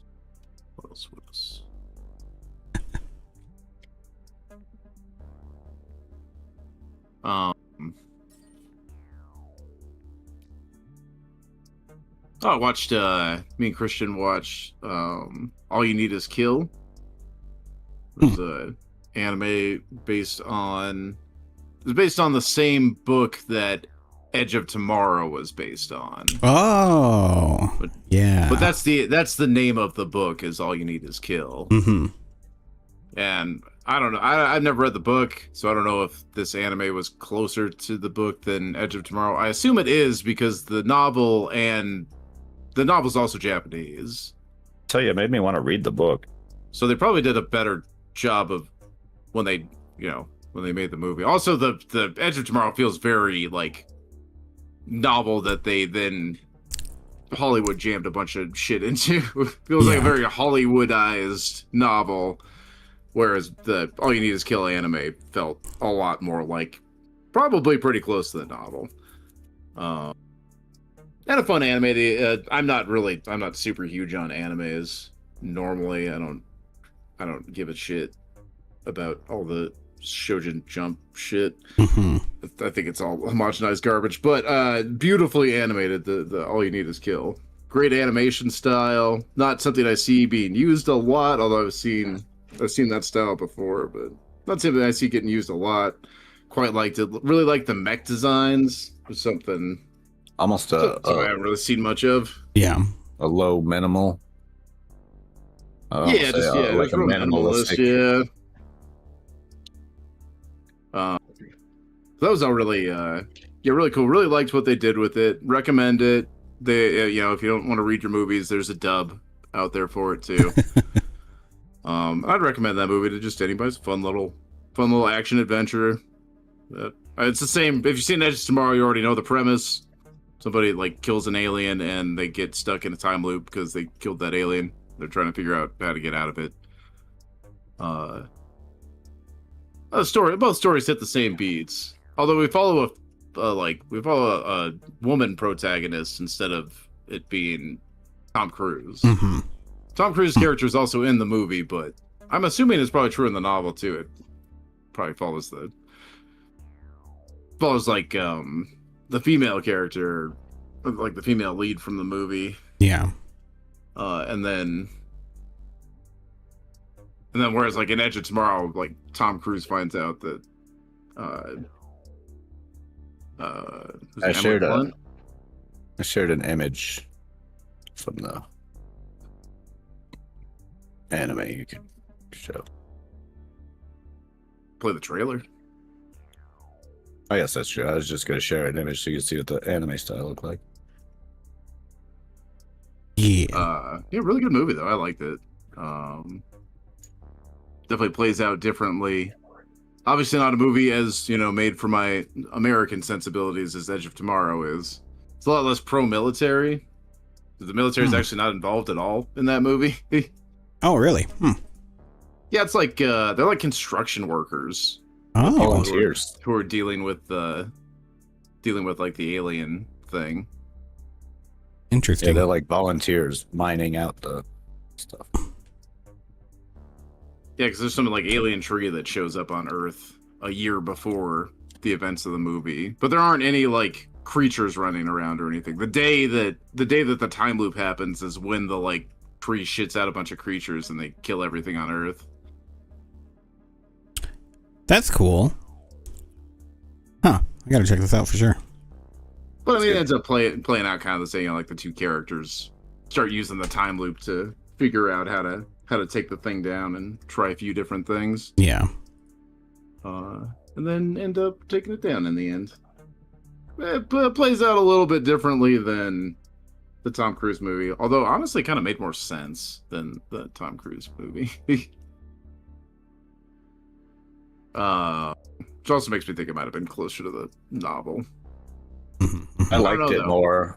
Have you read the novel and seen the movie? Tell us in the comments below if it's pretty close to the novel. It seems like it is. I liked it more than Edge of Tomorrow. Although Edge of Tomorrow was satisfying and getting to watch Tom Cruise die again and again. I think Edge of Tomorrow handles the death stuff a lot funnier. They do good like turning that into levity. Yeah. That's true. Although it's pretty funny in the other one too. They don't make the characters like horribly traumatized because they have to die every day.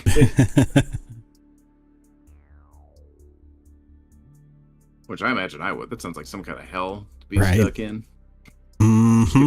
Viciously murdered by weird alien creatures every day, and that's just your day to day. That's just your day to day. Just the day.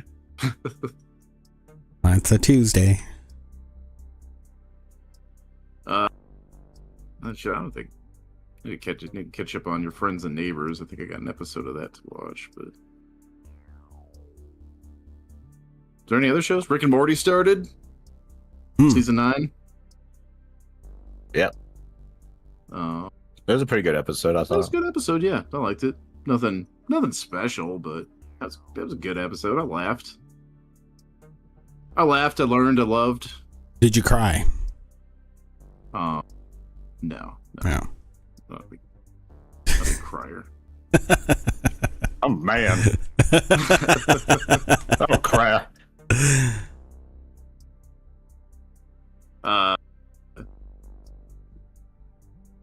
I think that was it. Yeah. I mean, I've been slowly watching Primal, but I'm on like season 2 of that, and that's not like a new show or anything. Just been slowly watching that. I watch like an episode or 2 a day, Primal's good. or like a week. I'll watch like an episode or 2 a week. It is really good. It's one of those ones I enjoy watching kind of slowly, just because it's that.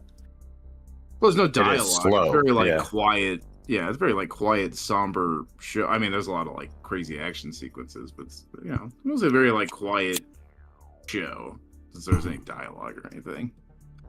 But since there's also not any dialogue, I gotta actually like watch the show. So it's not something I can put on while I play video games. It's something I gotta actually pay attention to. Especially because I've never seen it before. But honestly, I don't know what the point of putting it on while I was playing video games would be if I did do that. So I just listen to occasional grunts and snarls. Like, there's nothing there for me. It's a much more visually interesting show than the soundscapes are for. Not well written dialogue. Not very compelling on that end. Everything else is fantastic. I like it quite a bit. But yeah, it's something I've been consuming slowly because it is just like after a couple episodes, it's hard to. My ADHD kicks in. I need somebody to be like talking again in the show, like dialogue. But it is very enjoyable. Really like the animation on that one too, and just the general like vibe of the show. Yeah. You seen it? I imagine probably some of it. You ever seen Primal? Nope. I think Christian's seen all of it, right? Yeah, I've seen it. I love it. I think it's like, what's his name? Gendrick, the creator. Mm. Oh yeah. Genji. What's his name? Damn it. Something That's Russian. gonna bug me.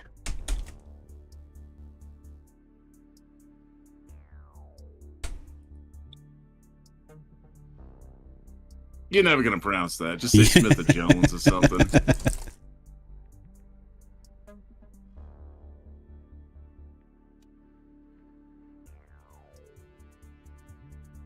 Hmm.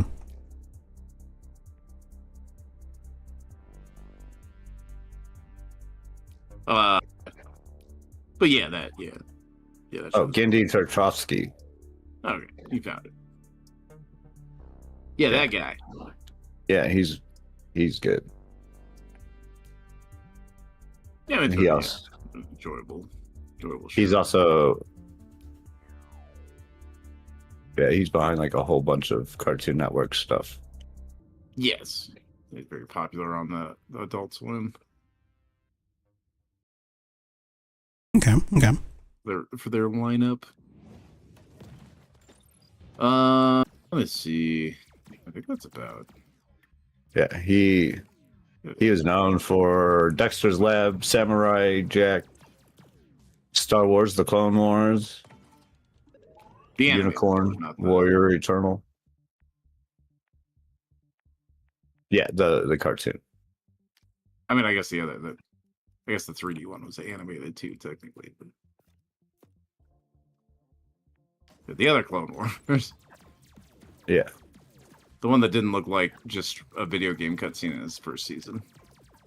No, it would have been he was behind the pilot. It would have been the pilot episode of the cartoon. Was animated in his.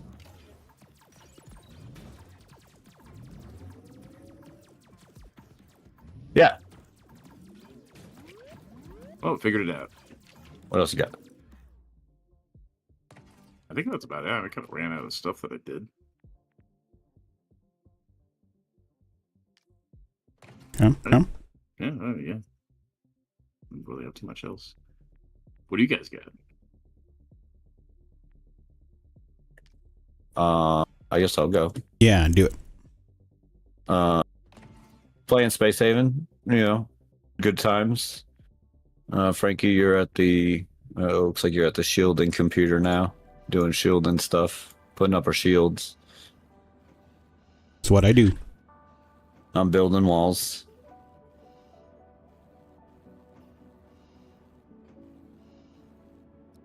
So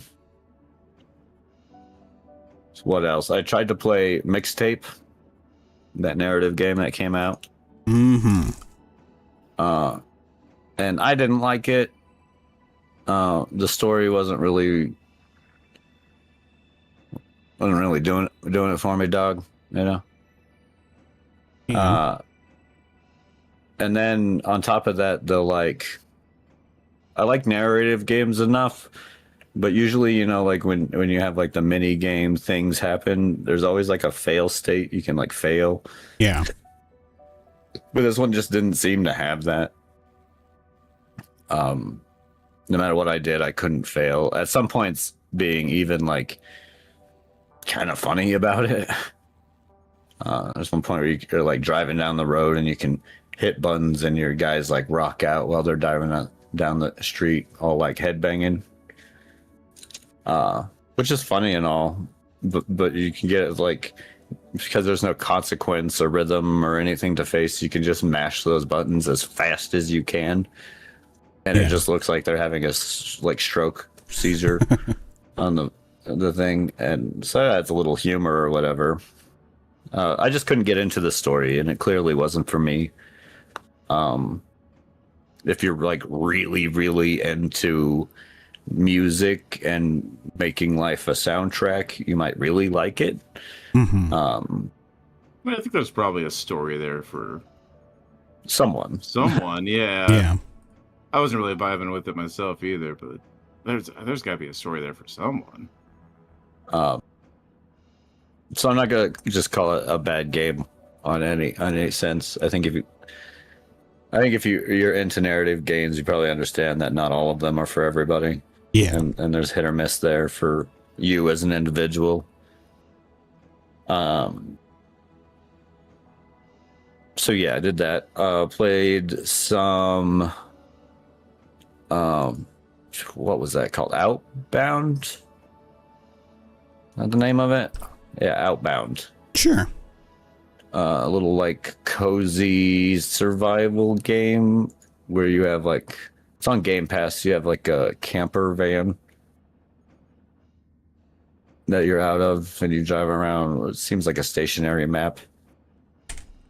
Exploring a little story and whatnot. It's kind of interesting. A little slow and a little maybe a little too cozy for my taste of survival. But not bad. I heard some complaints about that game was a little too slow.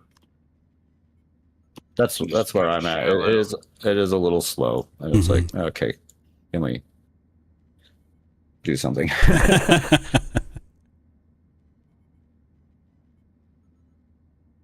Okay.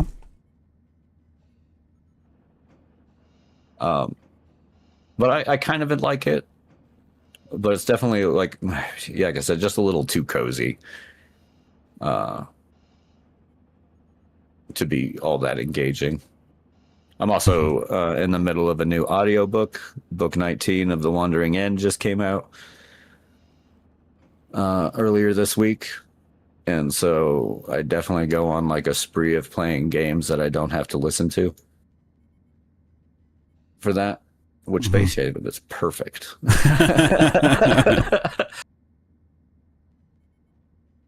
That's fair. So I've been doing that. That book has been really good. I think that author has really grown into being able to do like big battles really well. The last couple books have had like some pretty big, significant battles happen. And they just had a whole big one where it was like 5 armies end up like clashing together. And it was like crazy, you know. It's like at first it's just like 3 armies of more or less human humanoid things and classic armies going against each other. And then these like minotaurs show up and they just start beating the shit out of everybody. And then like the minotaurs do their damage and they start running away. And all of a sudden this fucking pirate shows up and fucking surfing their fucking ship across the desert sands because they have a skill that gives them like a giant wave so they can go on land. And they're all swinging from their masses, murdering the shit out of people. It was crazy. It was a crazy book. Really fun so far. Like it. All You Need Is Kill. Watch that. That was good. Pretty much said everything about that.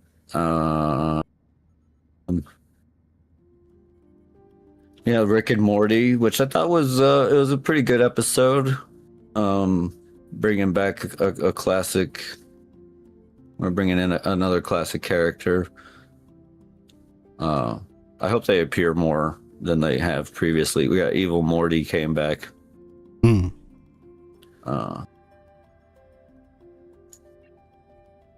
Which is Morty did come back. which is always cool. Yeah, I need to watch that.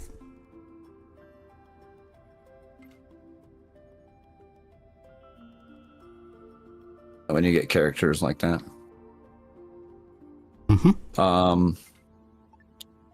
What else?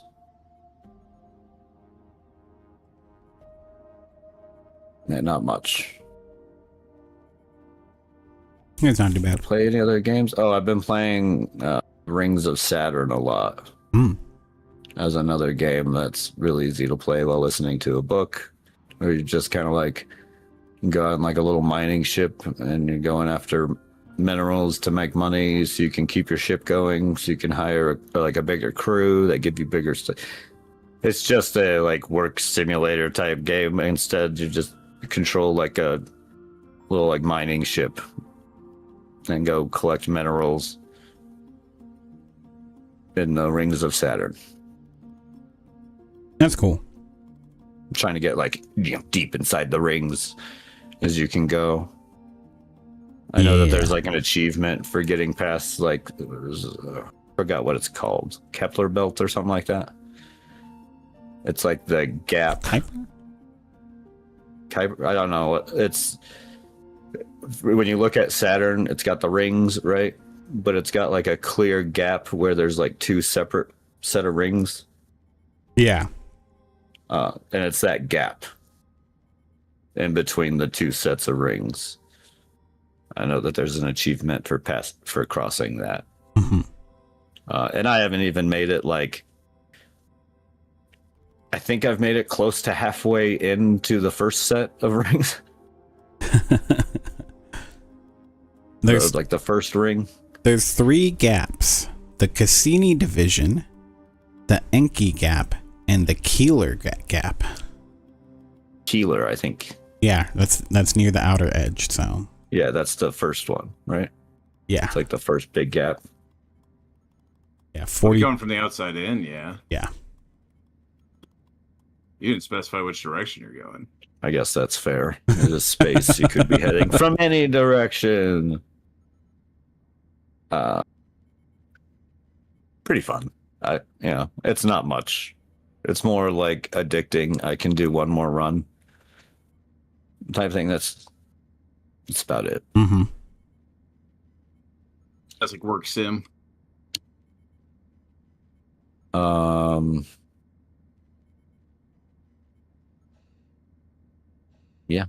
Yeah. I've finished a book called Battle Mage. That was pretty good. This one was like a standalone book, but not part of like a series or anything. Which is nice. Sometimes I read a lot of book series, so sometimes it's nice to just be able to have finished. Yeah.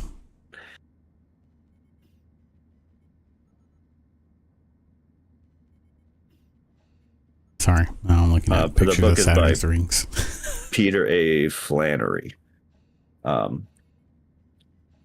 was pretty good. It's about like these battle mages who have like a little bond with dragons, and this you follow this one like shunned noble kid who becomes one of these battle mages to fight these like demons. Hmm.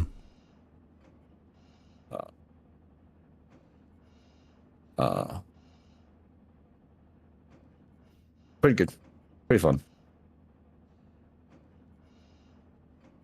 Nice.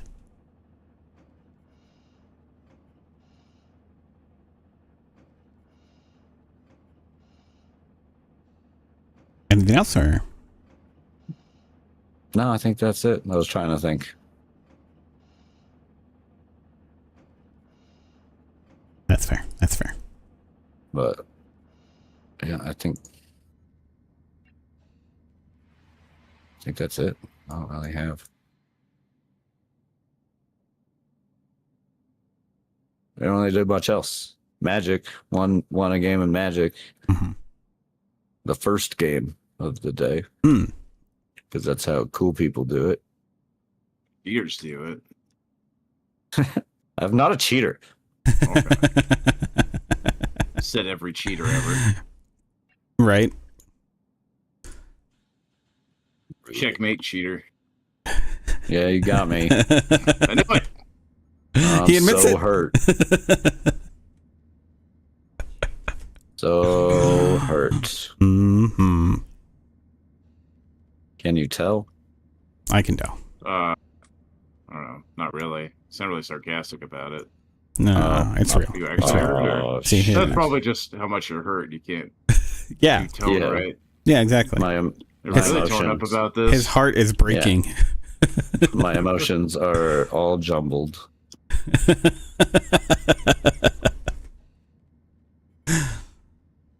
Nice. All right. I guess that leaves me. Well, I went first this week. It's true. That's a good point. You did. Accurate statement. I'm still gonna forget by next week that I went first this week. So I No, want to no, get no, those no. in while I can. That's fair. Ooh, just picked up a hallucinogen and Lucky. in oh, things are getting wavy here. Okay. Wavy. Yeah, and the music went all weird. Nice. Yeah, and I like wavy. and everything is crab. I like gravy. Gravy's also very good. This is too good. I love this game. Frankie brown gravy or white gravy? What do you think? I don't like gravy at all. What, the the fuck? fuck? Yep. I'm not a gravy person. I've learned to accept it when Cut that, it's cut been that, cut that. poured Cut that. on my mashed potatoes without my consent. But I would never. Oh, I do agree. I don't like people. I decide what goes on my mashed potatoes. I don't like my mashed potatoes being pre-gravied. Oh yeah, I do yeah. fuck with some gravy. Yeah, I no. think overall I prefer brown, but white does have its place. I think if you made me choose, I think I would prefer brown too. I think it is the superior. All right. Christian, thoughts? He's still stunned about your dislike of gravy, in Right. general. Yeah, I'm blown away. I don't even know what to say. I don't even know. Who you are. I thought I knew you. No, I've never liked it. I keep trying it. It's just doesn't do it for me. I don't know. I'm weird. That's. Huh. Yep. You think you know people?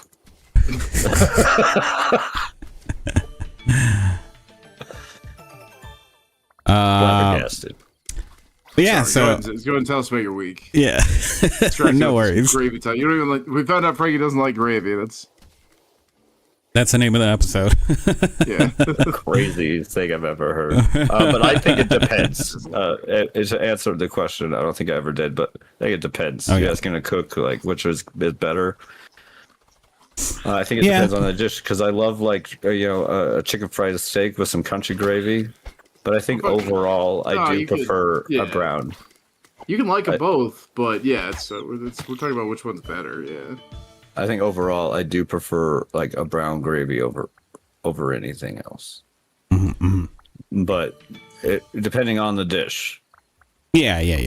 That's Oh, yeah. fair. No, yeah. If I got like a chicken strip basket, I want white gravy with that. I want to dip my chicken strip in fries and toast in brown gravy. Not that wouldn't also be good, but that just feels more like a white gravy situation. Yeah, But if someone just gave me some mashed potatoes and they were like, "Do you want white gravy or brown gravy on top?" I'm gonna get brown gravy on top of the mashed potatoes. or like I'm doing biscuits and gravy. I want that like white creamy sausage gravy. Right? Yeah. It should be a white gravy for biscuits and gravy.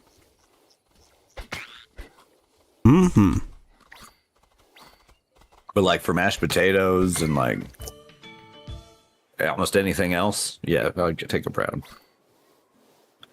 Yeah. This is kind of just like white gravy and dishes that more traditionally come with it. But anytime where there would be an option of the two, I'm gonna pick that brown gravy.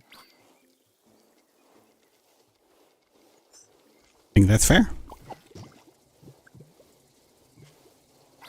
What do you put on your potatoes if not gravy? Biscuit. Duh. Red chili. You put biscuit on your potato? Yeah. Oh, I'm sorry. Mashed potatoes is what I put on a biscuit. But with potatoes, I mean, I just do. I'm I asking just what do. you put on your potato. Yeah, just regular potatoes. I just put some butter. Okay. Yeah. That's about it. Now I have to Okay. stay away from too many potatoes, so I can't have just a potato. At times, I could Yeah, a have lot of some of carbs. that potato. Lot of carbs. So yeah, let's see here. My week though, I haven't done too much gaming. Playing some more, a bit here and there of this Everything is Crab. Shown that off before, so not much to say. It's a lot of fun progressing through it. Same with Balatro. I have one more deck to unlock on both my phone and computer. So that's exciting. But yeah, the plasma deck is simultaneously a lot easier and also a lot harder. So I like that the decks change things up in that way, where it's different, you know. And then I was gonna pick up, but I just haven't had time to get around to it. Mina the Howler. Have you guys seen this? Yeah, I've been wanting to pick that up. I was just talking about it earlier today. Yeah, looks great. So yeah, we'll see. That's my plan. But let's see. So I finished Blood, Sweat, and Pixels. It ended with Star Wars 1313 and the development hell behind that game, and it was exciting and good. I can't recommend it anymore. It's a very good insight into what goes on behind the scenes, and he gives such a complete view, top to bottom. You know. Money concerns, development concerns, time constraints, all of the things, you know, what it really means for crunch time, what it means for companies that don't have crunch time versus companies that do. How there's tons of people who like, yeah, they don't want to have crunch time, but it's like, oh, when we get down to it, it's like we want to make the game perfect. So we've like self-imposed crunch on ourselves. And whether that, you know, extends to everybody, you know, like there's companies that don't require it. So like some staff, they don't do it. And it's interesting to see how that works in different different companies and different communities, right? But yeah, that's just one aspect of the tons that he goes through. It's really interesting stuff. Definitely check it out. Yeah, Jason Schreier stuff's great. Yeah, he's great, and it seems like he's really good at interviewing people. So he gets the answers. Oh, his sources are like insane. Oh yeah, no, he practically knows everyone in the gaming industry. It feels like he's been around for a while. So,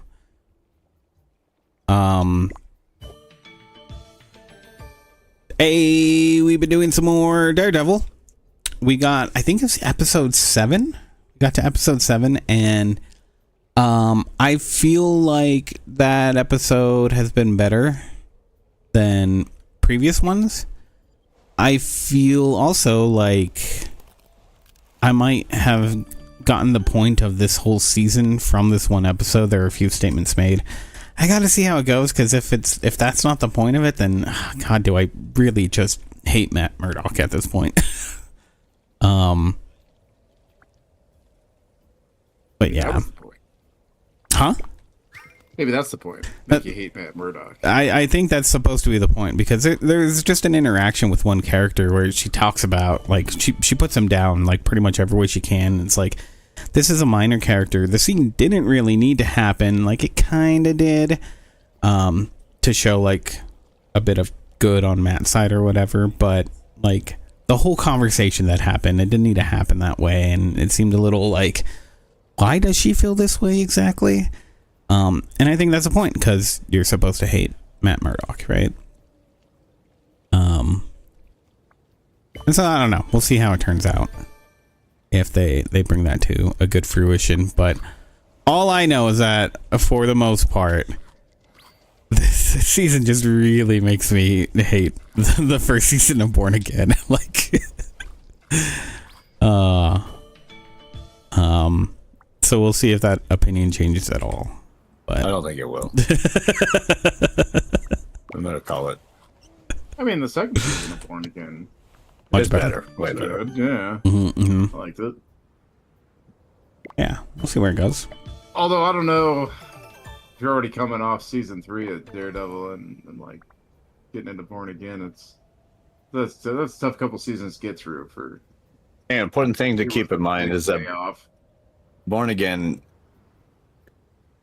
isn't necessarily following what happened in Netflix. It- It's kind of a they're- soft they're reboot to the show. Yeah, you're gonna see a couple like cameos from like Punisher's gonna hang out for an episode, and then we get Jessica Jones in season 2 for a couple episodes. But Yeah, no, I mean, I remember watching nothing the first. crazy to tie it into the Netflix run of Daredevil. Yeah, that was my it's thing 'cause- going into season 2 of the Netflix Daredevil. Is I was like, how do we get to where everything happens in Born Again? Because like none of this makes sense. Like it has to like come together in season 3 if it's all tied together.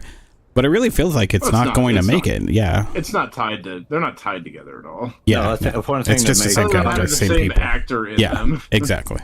No, they got the same people, but they are just copying Frank Miller's comic, Frank Miller's Daredevil run. Daredevil Born Again. Yeah.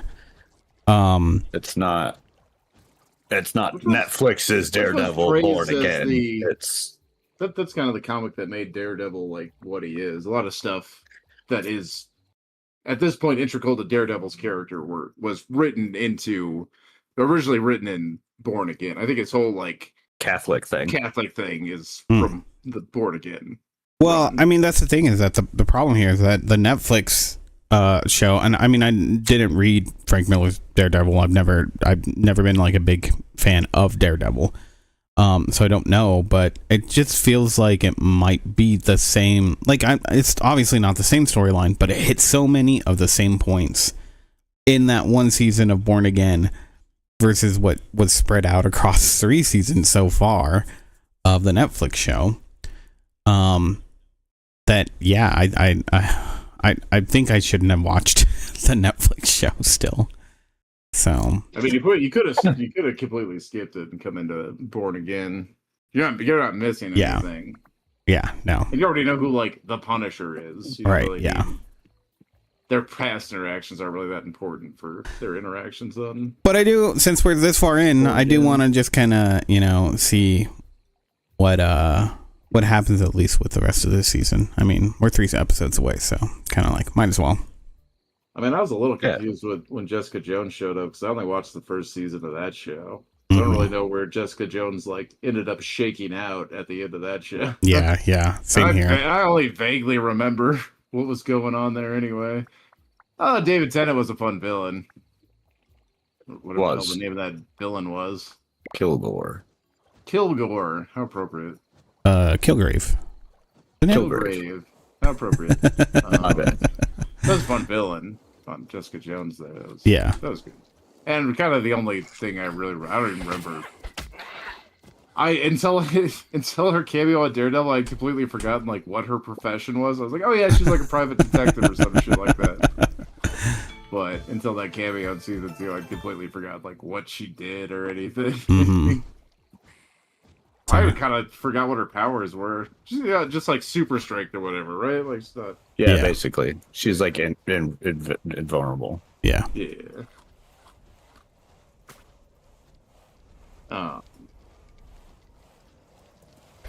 Yeah, man, none of those shows were particularly good. I guess Born Again's pretty middling too, honestly. Some highlights though. Yeah. I don't know. I think Born Again is better than the Netflix one overall. I just feel like the seasons are too long. That's my biggest complaint about. Yeah, they do The end up with a Netflix lot show. of like filler episodes. Yeah. Because of that. Yeah, that's just kind of a Netflix problem in general. Yeah, exactly.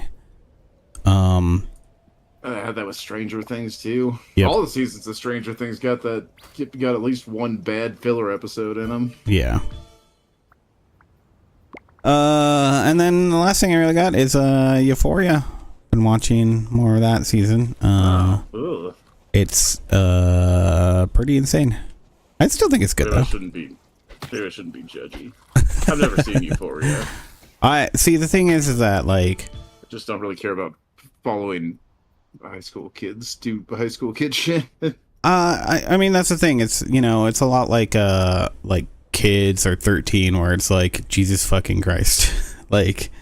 But I think this one, it's when it comes to Euphoria, like you get more of the human-y bits because like Zendaya's character is like her struggle with addiction is just something that's very real. Everything that she goes through with it.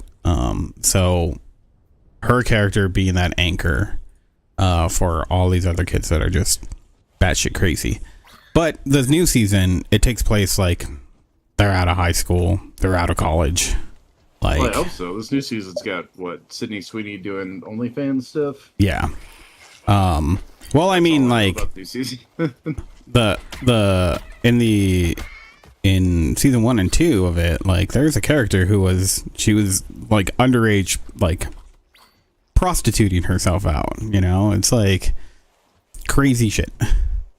And it's one of those things where it's like, I don't know, like I know the show's come under fire because they're like, oh, it's like promoting this lifestyle or whatever. Like, if you guys haven't seen the show, you would know it is not promoting this, Well, yeah, I don't shit think at all. I can't imagine that the show is like displaying that in any sort of good light. It's Yeah, no. it's probably very much so condemning that, Yeah, it's very much a like, just in the way it's presented. Yeah, yeah, it's very, very cautionary tale, and it's I mean that might be Yeah. showing that. I don't know about promoting. That might be showing that lifestyle, but yeah, I'm sure the point of that is, and probably very clearly the point of that is to. yeah. I don't know why people think that. I think that. yeah, other than like, No. oh, they read about it, so now they gotta attack it because of whatever. You gotta think of the children. No, I mean I mean when I heard that they had like Sydney Sweeney's character doing OnlyFans stuff, I didn't think that was like, oh, they're doing like some weird exploitation thing. I thought, No, like, no. oh, okay, that show's exploring like that avenue that people sometimes have to take to make money. Yeah, no, I And didn't mean probably you. different But, reasons why they would take that. Maybe not even to make money. Some people take that avenue. Some people like the work and take that avenue. Some people take it for like that, just to fill other needs that they might have. They might just like the attention or whatever.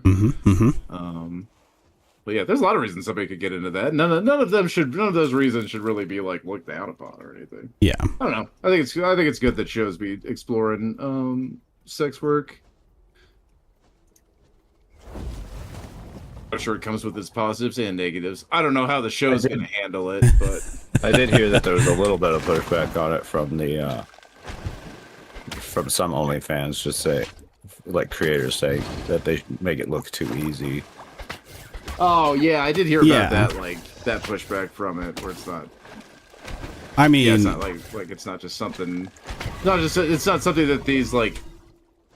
There's plenty of women who do that professionally. It's their day job. yeah. So, and they don't care, and they've worked hard to be in that career and get to where they are in that career. Well, I so don't that they get. can do it as a day job. Yeah, I don't get why they And say that it's- because like Sydney or whatever her name is, her character like has difficulties like getting it off the ground. She has to get help from other people. Like they show that it's not like, oh, you could just do it one and done. Well, I think the problem is more just how easy she was able to get It's it. pro- Or how probably- not dedicating full time to it. Oh, she was. So that was the part thing. of it part of it probably kind of stems from like a TV show aspect, Where they're skipping a lot of time. Time can get Well, yeah. skewed, Yeah, exactly. and people's perception, especially when you like binge something or something like that. It's like Yeah. something that you're not looking at the actual time scale here. Yeah, exactly. But I hate to be this guy, but we should try and wrap up as Yeah, no, yeah. Oh shit, we gotta play. We got other stuff to do. Well, yeah. We can cut it there. Realized it got so late. Yeah. Where's the music? Somewhere. I have a button. There we go. So yeah, that'll do it for us today. Thank you everyone for joining us. You can catch us here on the Twitch, the YouTubes, the what have yous, or on our website, classicgamerbrain.com. You can also join in on our Discord at discord.classicgamerbrain.com. What else? Got other hit things, that right? like, hit the subscribe, hit the bell. Yeah, do all the things. Do all of the things. All of them. Tell us how much you hate me. Tell us how much you like me. Tell us whatever you want. Yeah, that does it. Thank you guys. Love you. Bye. Bye. Uh-oh. Man, they Don't know better how to do all the this. things. They better. See. Do any of those things? You won't. You won't. No, they're gonna. Yeah, but you won't.